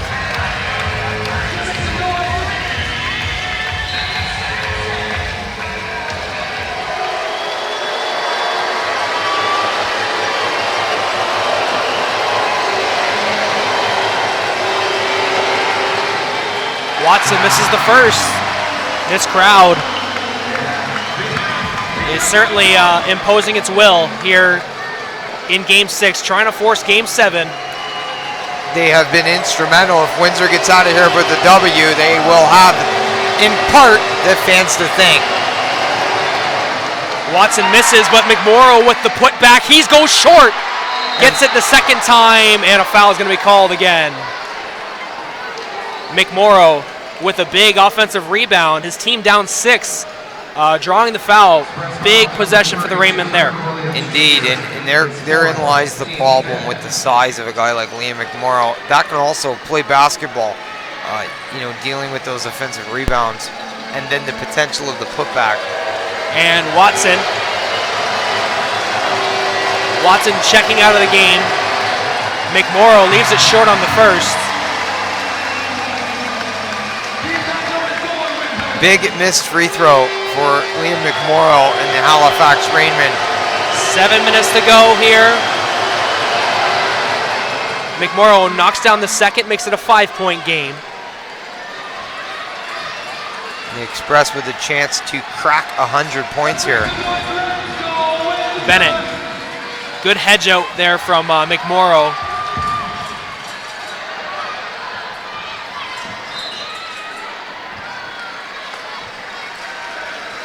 Sorry, crazy series of plays there. Jamarcus Ellis finds Quinnell Brown cutting to the basket. He draws a foul in the process. He'll go to the line for 2. Showing off that athleticism as he literally had nowhere to go, making something out of nothing. QB extending the Express lead, cracking the 100-point mark for the Express in this game. We're already 10 points past Free Frosties, aren't we? Yes, we are. See? And something that we pointed out in the pregame, Mitch, was that every time that Windsor has scored 100 points in this series, they've won the game. So that might be an indicator. And maybe history repeats itself in this situation. Or it doesn't, and we look like fools. Ando scores off the glass and good. That man's been making people look like fools all night long. He has done a fantastic job, likely the best player on the court for the Rainmen. We'll get our IMO, of course. Of course. We'll get Commons for 3. At the right time, Chris Commons steps up and buries the triple. We'll get our up-to-date stats at the next timeout. And but right now the Express hold a 7-point lead with 6 minutes to go. Playing like their playoff lives depend on it, which they do. McMorrow inside for a big two-handed dunk.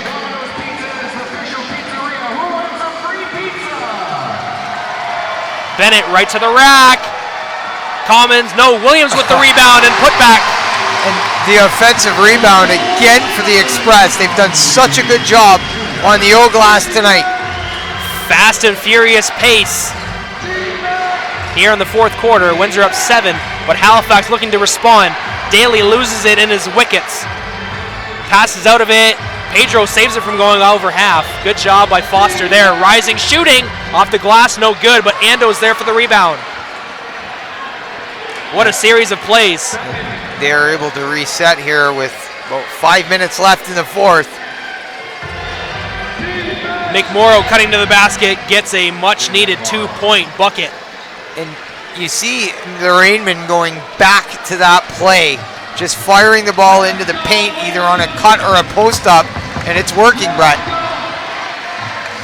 Less than 5 minutes to go. Bennett out to Commons. He faces up on Daly, finds a crack. Rising, shooting, draws a foul. Chris Commons going to the line for 2. Chris Commons could not have found a better time to hit a triple to date with 4:41 left in the fourth quarter. That will bring us to our immediate timeout. And of course, Game 6 sponsors include TicketWave.com, CarCompete.com, and Exclusive Clothing. Mitch, what a turn of events this has been. 15 points down in the third quarter. Now Windsor up 5, looking to close it out and force Game 7. What do they need to do? All energy, all effort. They need to just come with the intensity that we've seen so far. They need to continue to challenge at the rim and as well on the offensive glass.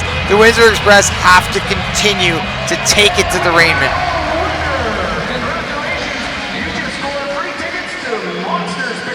And I'll say it once again, what a wonderful crowd we've got here at the WFCU Center. Best crowd of the year so far, and they have made their presence felt here in the late going. They have. In my time, the gratitude I have to be able to do this with this team. All these games are awesome, but this might be the best fan support I've witnessed in my time with this team. Yes. And with Dockstrom. Windsor looking to extend it to Game 7. And the Halifax Rainmen to get ready here to come out of this media timeout to make the necessary adjustments to stop the train that is the Windsor Express.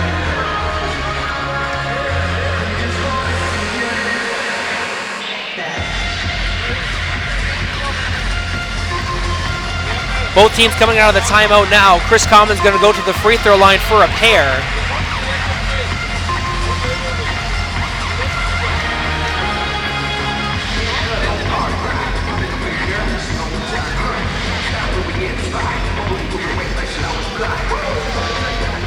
Finally, both teams coming out of the timeout there. And the big guns being put on the floor for Halifax. Saya Ando, Joey Haywood, Forrest Fisher, Kevin Young, and Liam McMorrow. So you see 3 fantastic shooters, and then obviously McMorrow, tons of success in the paint, and then the leader in Kevin Young. The right lineup, if I'm Pep Claros, for sure. Windsor has Bennett, Gibson, Commons, Q Brown, and Williams on the floor.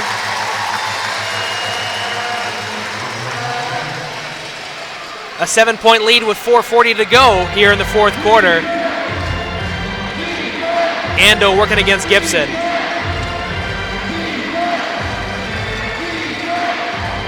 Ando. McMorrow with another O-board and a two-handed slam. We're getting our updated stats from our stats runner, Jennifer. Thank you so much. 107-102 the score. McMorrow with 20 points, 9 boards, 6 on the offensive glass. Bennett looking to answer. Long jumper off the mark. McMorrow with another board. And that's 10 for the big dog. Now with the double-double, 20 and 10 from number 33, Liam McMorrow. Halifax looking to trim this lead, this deficit. Young on the roll. Pass intended for McMorrow is picked off. Here they come. Williams.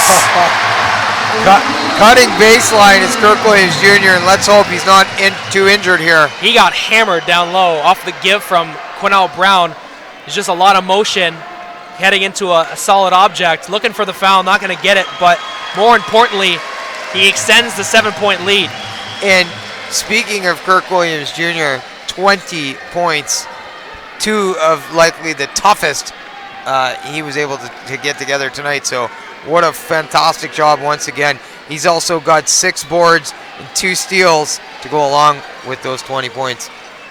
One of your humble servant Alejandro's favorite players, one who was a member of the Mississauga Power, nicknamed him Captain Kirk. Captain Kirk. And of course, we're watching Game 6 here in HD. Make sure to change your settings to watch this game in pure HD. Halifax looking to respond. Young misses in tight. Commons with the rebound. Chris Commons has been instrumental down the stretch here for Windsor. He's really stepped up for Coach Bill Jones. Bennett off the glass. Follow up. No, late foul going to be called on the drive from Bennett. Tony Bennett just got some fans heavily involved in some hardcore daps. I love it. That front court, that courtside seats by Brad Bondi, and a longtime season ticket holder, and one of the biggest Express fans I know.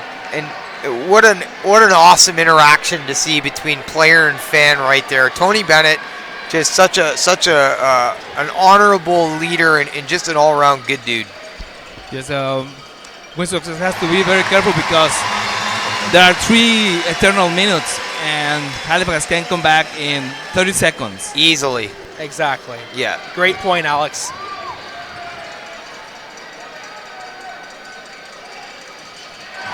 The lead is 9. And the biggest lead of the evening for the Express. They trailed by as many as 15 in the third quarter. They're up 9 now. Kayol short on the drive. Gibson with the rebound. Over to Bennett now. Bennett to his left. Oh, no. Sorry. Gibson was unable to save it from going out of bounds. And a timeout being called by Halifax. And Tony Bennett going back to him. 18 points, 7 dimes, 2 steals. Perfect from the line. Tony Bennett doing big tinks tonight for Windsor. That's right, that's right, that's right, as my friend Matthew McConaughey would say. And folks, while we've got a second, we'd like to tell you to check out Tantalize Tanning, now under new management. Visit them at 2625 Howard Avenue for the best tanning in Windsor. And of course, they're not just friends and co-workers, they're a family, and they are all cooked. Cooked is a web series, comedy drama about a rowdy group working at a bar. Make sure to check out their Cooked Kickstarter campaign and help them reach their goal for the newest, hottest thing cooking in 2015. And of course, the Windsor Bridgians 5K walk run on May 24th. Register at raceroster.com or contact info@windsorbridgians.com for more information. Mitchell, what a phenomenal basketball game we have seen there, but what a phenomenal push we've seen from the Express in the last half. It's all hard. You know, we talked about it in the pregame. When your back's against the wall, this is when this team seems to just rise to the occasion. It's a little bit uncanny. But like Alex said, there's still 2:35 left. The Halifax Rainmen, lethal, deadly, and ready to try to close this thing out. And we're seeing one of their biggest, the Express's biggest fans, Windsor Mayor Drew Dilkins, courtside cheering on his team. We mentioned earlier that he traveled to Halifax to watch games 4 and 5 in Nova Scotia, and that just goes to show the kind of support this team has. Yeah, he entered the dressing room, actually. They did a little promo video, and it was pretty special. Ando starts off the glass, draws a foul on Gibson. Say Ando, who's had himself a whale of a game, continuing to play at a high level for the Halifax Rainmen. Yeah, he's got a couple trays. He's got 19 points. He's been fantastic. Like I said earlier, maybe the best player on the floor so far for the Halifax Rainmen. The Tokyo, Japan native misses the first free throw. His team down 9, 2:22 to go. And Windsor leading the points in the paint tonight. That's a big stat. We'll have the exact numbers at the end of the game so far. They are leading through 3 quarters, and that was one of the adjustments that they absolutely needed to make. 2 1/4. Windsor playing offensive foul. I saw that one coming.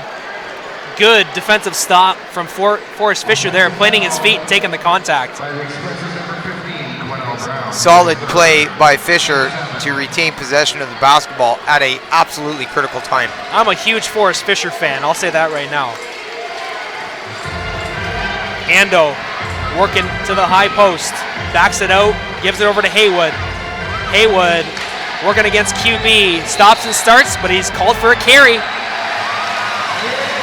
And the Express with a turnover, and the Rainmen give it right back at an absolutely critical time.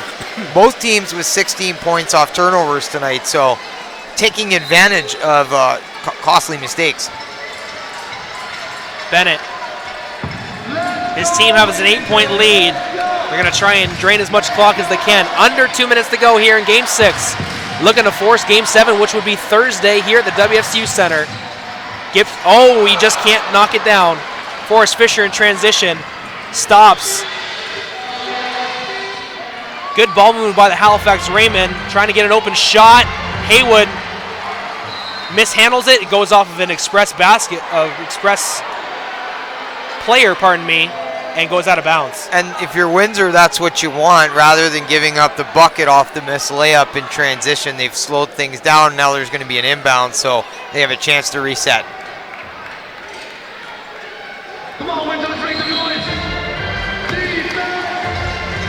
McMorrow receives the inbound, faces up on Commons, finds Ando cutting to the basket. Count the basket and the foul. Seiya Ando. None other than number 3. And more importantly than the basket, the extra point. The extra point and the ability to make it a 2-possession game. And he's cracked 20 points. He's been super efficient.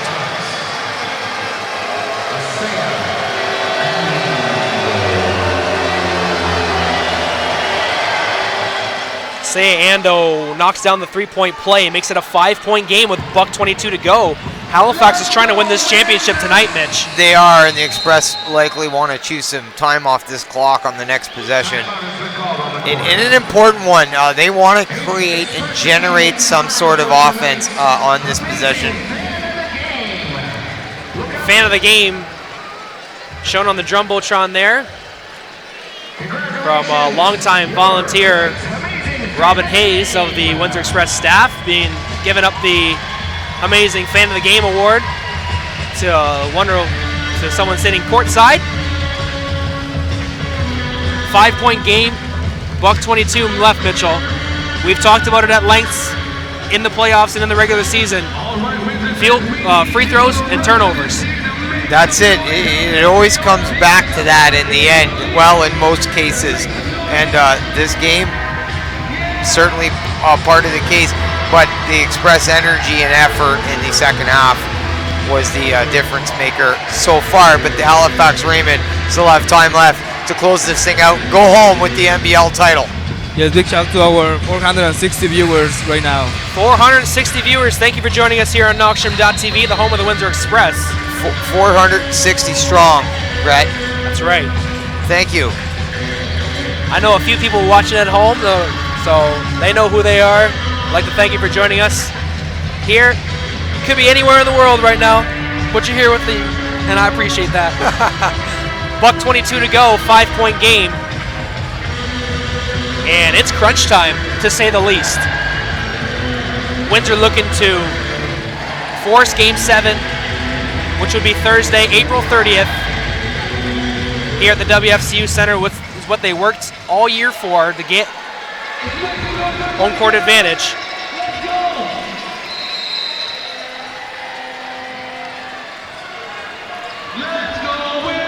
Quinnell Brown dishes it out to Kirk Williams. He fakes the shot, goes down low. Gibson misses in tight. Kirk Williams with a follow-up on the Chris Commons miss and extends the lead back to 7 points. 1:08, 1:07 to go. Haywood turning the corner.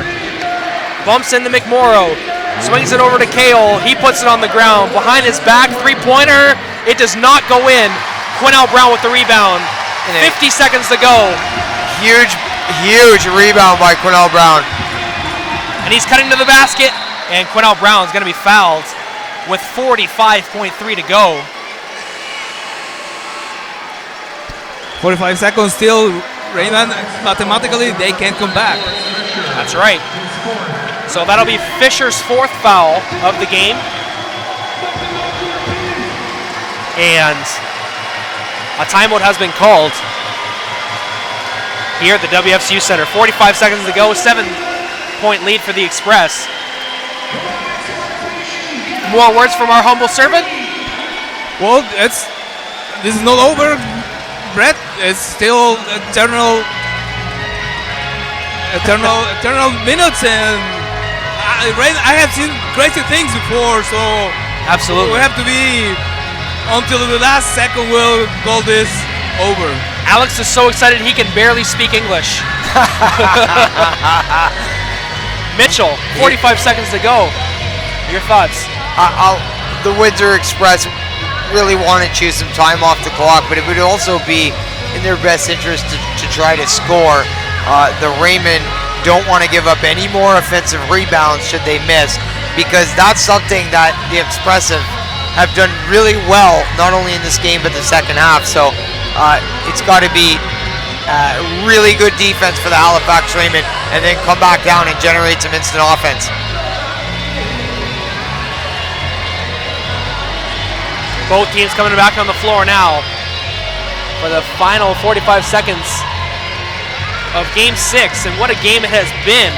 A lot of emotions happening in this game. A good Windsor start was followed by a great Halifax answer. They led by as many as 15 points in the third quarter. Windsor responds with a huge push, and we're here now with QB at the free throw line. I mean, what more could you ask for with the NBL Finals here in Windsor tonight? We came off a fantastic 3-game trip from Halifax it's just been another awesome ride. I'm just grateful to be a part of it. Me too. Couldn't have said it better myself. QB free throws makes it a 9-point game. Ando bringing it up the floor. Turn in the corner, Seiya Ando. And when they've needed a big basket, it just seems that Seiya Ando's been there all game. Yeah, he's been fantastic. We've talked about it in length. I stand with my comment. Best player on the floor tonight for the Halifax Rainmen. Joey Haywood going to be called for a foul on Quinnell Brown. He will go to the free throw line. And definitely with a chance to put the nail in the coffin for the Halifax Rainmen. Oh, and QB rattles out the first one. A rare miss from the NBL MVP. Upwards to 80% free throw shooter. Knocks down the second, which makes it an 8-point game. It's great when the Express shoot, you can hear a pin drop when the Halifax Rainmen are shooting their free throws. It's like a bomb's going eardrum off. popping fan noise, but that's the way it works for the home team. We talked about that being an advantage in the playoffs, and should the Windsor Express go back, Halifax will now have the benefit of having their fans at home. Haywood bringing it up the floor in a hurry at the rack, scores, makes it a 6-point game, 27 to go. And 2 quick baskets here in transition, finishing at the rim are the Halifax Rainmen. And I think Coach Bill Jones has seen enough. He's going to call a timeout, get his team into the front court, and they'll work from there.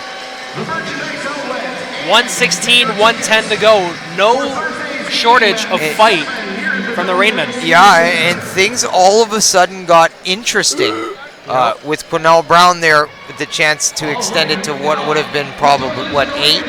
Yes. Stayed, so to miss free throw, but 6 points, anything can happen. I'm not signing off on the Halifax Rainmen by any means. Absolutely. Like we said, they're trying to win this game tonight and not make it go to a 7th game. Windsor, in their history, for those who are stat freaks, are 3-0 in Game 7s in their franchise history. So that's a big factor heading into Game 7. I would have to think. It for sure. I mean, history does tend to repeat itself. Nothing is written in stone. But we talked about them being down 2 games last year, being able to close things out. So who knows, right? You're dealing with a primed and ready Halifax Rainmen team that is out here to win a title, not to do it back home, but to get her done tonight. And of course, we see a lot of faces from around the league. Some representatives from the London Lightning, some representatives from the Brampton A's. I'm sure there's some from the Mississauga Power here somewhere. I just can't see them. And that's the working partnership in the NBL that makes it such a wonderful league. 27 seconds. Gary Gibson receives the inbound, is not fouled.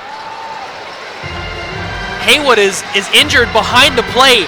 Ando is going to the rack. He finishes to make it a 4-point game. Gary Gibson didn't score. He was trying to draw a foul. When the initial foul wasn't called, he went over to try and score a bucket.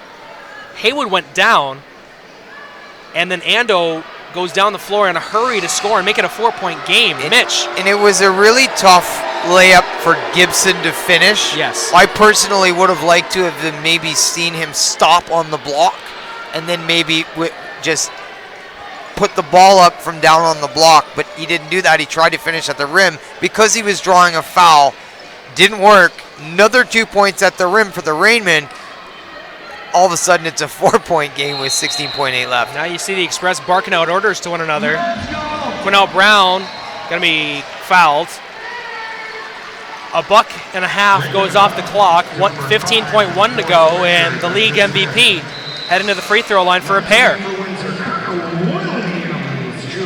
Gibson subbed out for Williams Jr.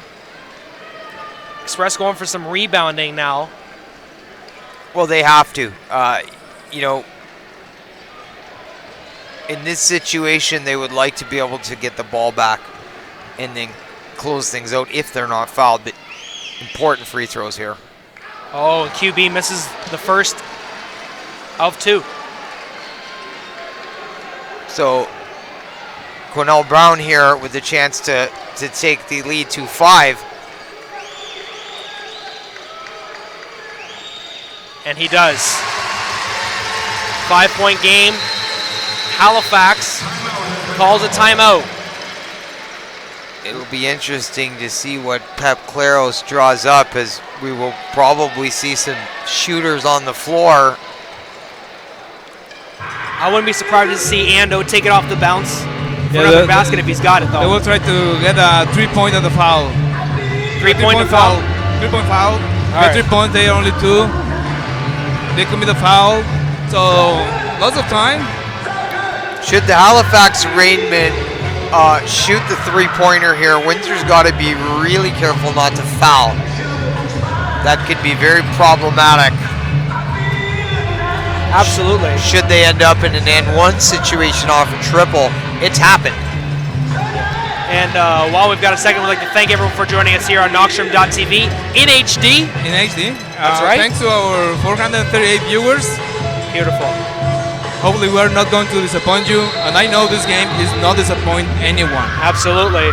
Brett Hedges and Mitch Kobe K. I'd like to give a quick shout out to our crew members today: Emilio Caro, Emily Rubinski, your humble servant Alejandro De Armero, the lovely Shay Rochelle, Mitch Kobe K, your color commentator, and some chump on the play-by-play. So we're all suited and booted, bringing you the best broadcast we can. The man, the myth, the legend, Mr. Brett Hedges. Hey, it's been a fun ride being a part of this team for 3 years. You get the introduction.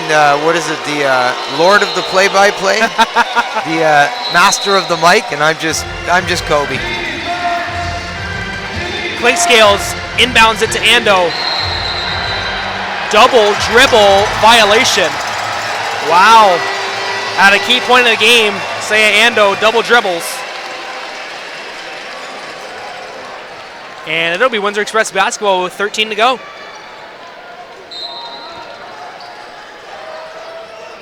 Bennett receives the inbound. Tries to cross the timeline, gets fouled before he does. 11 seconds left on the clock. 5-point lead for the Windsor Express. The Rainmen giving Windsor a real scare here late in the 4th quarter. TB, Mr. Tony Bennett, with 2 free throws trying to ice this game. Makes the first. And in my eyes, Tony Bennett is the player of the game. It's going to be him or Cornell Brown, I believe. Cornell Brown was quietly excellent here too, with closing in on 30 points, and we'll let you know when we get the final stats. But Bennett really got things going for them in the second half. I've got Chris Commons. He made some big shots today at big times. Saya Ando in the corner for 3. Leaves it short, and that will do it. And the Express do the impossible in Windsor. 7-point win for the Express, 119-112. And they force Game 7, folks. There is absolutely no quit in the Windsor Express, as I'm sure the Halifax Rainmen will be ready to try to put a stamp on this series in Halifax, Game 7. No, Game 7 here, Mitch. Thursday. Oh, sorry. It's okay. It's okay. 2-3-2. We're coming back to Windsor. I'm sorry. Right. Yes, we are. And that will be here, Game 7. At the WFCU Center, 7 p.m. here on Knoxstrom.tv. We're waiting for our final stats. We'll go over those quickly. And the Windsor home crowd for Game 7 will be absolutely imperative, as they helped carry the Express tonight in this building. One of the things you talked about when we started was, would the crowd impact the team at home? The answer was yes. Game 7 will look to be very, very similar, as this place will be absolutely popping. Absolutely. We're just going to wait for our final stats here from our stats runner, Jennifer. It is all going to come down to Thursday night, Mitch. For the second year in a row, Windsor's going to host Game 7 of the NBL Finals. And either way, a champion's going to be crowned. Halifax has won in this building in this series, so they've done it. They're going to know what to expect in Game 7 with the Windsor crowd. It's going to be an electric atmosphere at the WFCU Center on that night. We will have Yes, Alejandro? Oh, we're going to find some... ready? Here. Shea Rochelle with Arthur from the Downtown Windsor Accelerator. And after that interview, we'll have our stats and facts period. And we'll set up Game 7 here at the WFCU Center Thursday, April 30th at 7 p.m.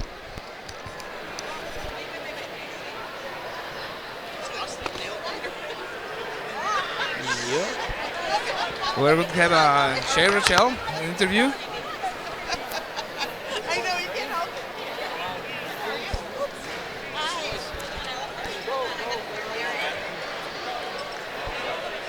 Yep. Hi everybody, it's Shea Rochelle with Knoxstrom Digital Media, and we are done the game. The Windsor Express won, of course. Score is 119-112 Express. I am here with Arthur, manager and director of the Downtown Business Accelerator, and as you know, that is also where we stream our shows live and do most of our work. So thank you for talking to me today, Arthur. Now, of course, this isn't your first game. I have seen you at almost every game, if not every game. Is that correct? Almost every game, definitely every playoff game this season. Yeah, for sure. Now, what did you think of this game? It was a little tense at the beginning. I came a little later, and I was just, you're biting your nails, and, they weren't ahead, but they definitely won it. What do you think happened? I think at the end of the day is they fell back on their experience. They've done this before. They've done it against last year in the final. They've done it against Mississauga. So it's just a winning mentality. People believe they can win. They're always going to win, right? They come up on top. So. How did you see the games last year? I did, actually. I saw all the playoff games last year, and they displayed the same mentality, just toughness, and when it mattered most, they came through, and I think that's what Windsor and the Windsor Express actually symbolize. So. Yeah, that's what I notice about this team as well, is when they need to get back and win it, they seem to always do something to just pull it out of somewhere and create a miracle. So I don't know, that's the wonderful greatness of the Windsor Express team, I guess. I don't know, they just have something special. So hopefully everybody's been watching the games, and like I said, we stream the games live, Knoxstrom Digital Media. And now, are you going to be at Game 7? Because absolutely. How could you not be at Game 7? Everybody in Windsor should be at Game 7. They really should. I don't know how we can get everybody, but I feel like we should get everybody go out and just personally hand out, invitations and say you need to be here. We want to fill every seat. Yeah, so we definitely want to have everybody. They do make Windsor proud, for sure. Now, what do you think they need to do next time? Because, like I said, they can't stay ahead the whole time, but do you think they need to do something different? No, I think at the end of the day, they know how to rely on their experience, and their best players came through at the end, and I think that's going to happen in the final, and I think we're going to repeat. So. I think so too. Road to repeat, they're going to win it, and I'm pretty confident in that, as well as Arthur. So thank you guys. Back to you. Thank you very much for that wonderful interview with Arthur from the Business Accelerator building in downtown Windsor. Heading into our stats and facts period, it was a gut-wrenching win, but a win nonetheless for the Windsor Express. Mitch, what do the numbers tell you about Game 6? Cornell Brown dropped 30 on the Halifax Rainmen with 5 assists and 6 rebounds. He was dynamite, 7 of 14 from the field at 50%. 21 free throws for QB. He made 16 of them for 76%. Really instrumental for the Express tonight. Tony Bennett, 22 and 7 for 13 from the field, shooting at 54%. Good to see these guys shooting at a high percentage. Jamarcus Ellis chipped in with 12 points, 9 rebounds. Kirk Williams Jr., 22 points, 8 rebounds. Overall, the team was 35 for 68 from the field, 51%. That was key that they raised that percentage in this game, 78% from the free throw line. They were only 3 for 14 from three-point land at 21%, but they got it done nonetheless. The Halifax Rainmen team, Pedro Foster with 14 points, 2 assists. Seiya Ando, he was the high man with 27 points, 3 assists. He was 11 for 17 from the field at 65%. Also hit a couple triples, 3 for 6 from the line.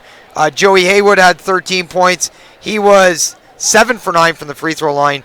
Overall, the Halifax Rainmen shot 40 for 83 from the field, 48%, a little lower than usual. 9 for 24 from three-point land, 38%, and 23 from 36 from free throws, 64%. So that hurt them in the end. Overall, points from turnovers was tied at 16. Points in the paint, Team Windsor have the advantage, 58 to Halifax's 52. Points off the bench, big margin plus for Halifax, 45 to Windsor's 24. Personal rebounds, 41 for the Express, 40 for the Halifax Rainmen. Lots of things very, very close tonight. 10 steals apiece, 22 total team assists for the Express, 17 for the Halifax Rainmen. We've seen 47 total fouls for the Rainmen, 33 total fouls for the Express. That's your numbers. Absolutely. Stats and facts provided by Mitch Kobe K. That will do it. These two teams have been phenomenal all season. It only makes sense that it comes down to a Game 7. From everyone here at Knockstrom.tv, I'd like to thank you for joining us here at the home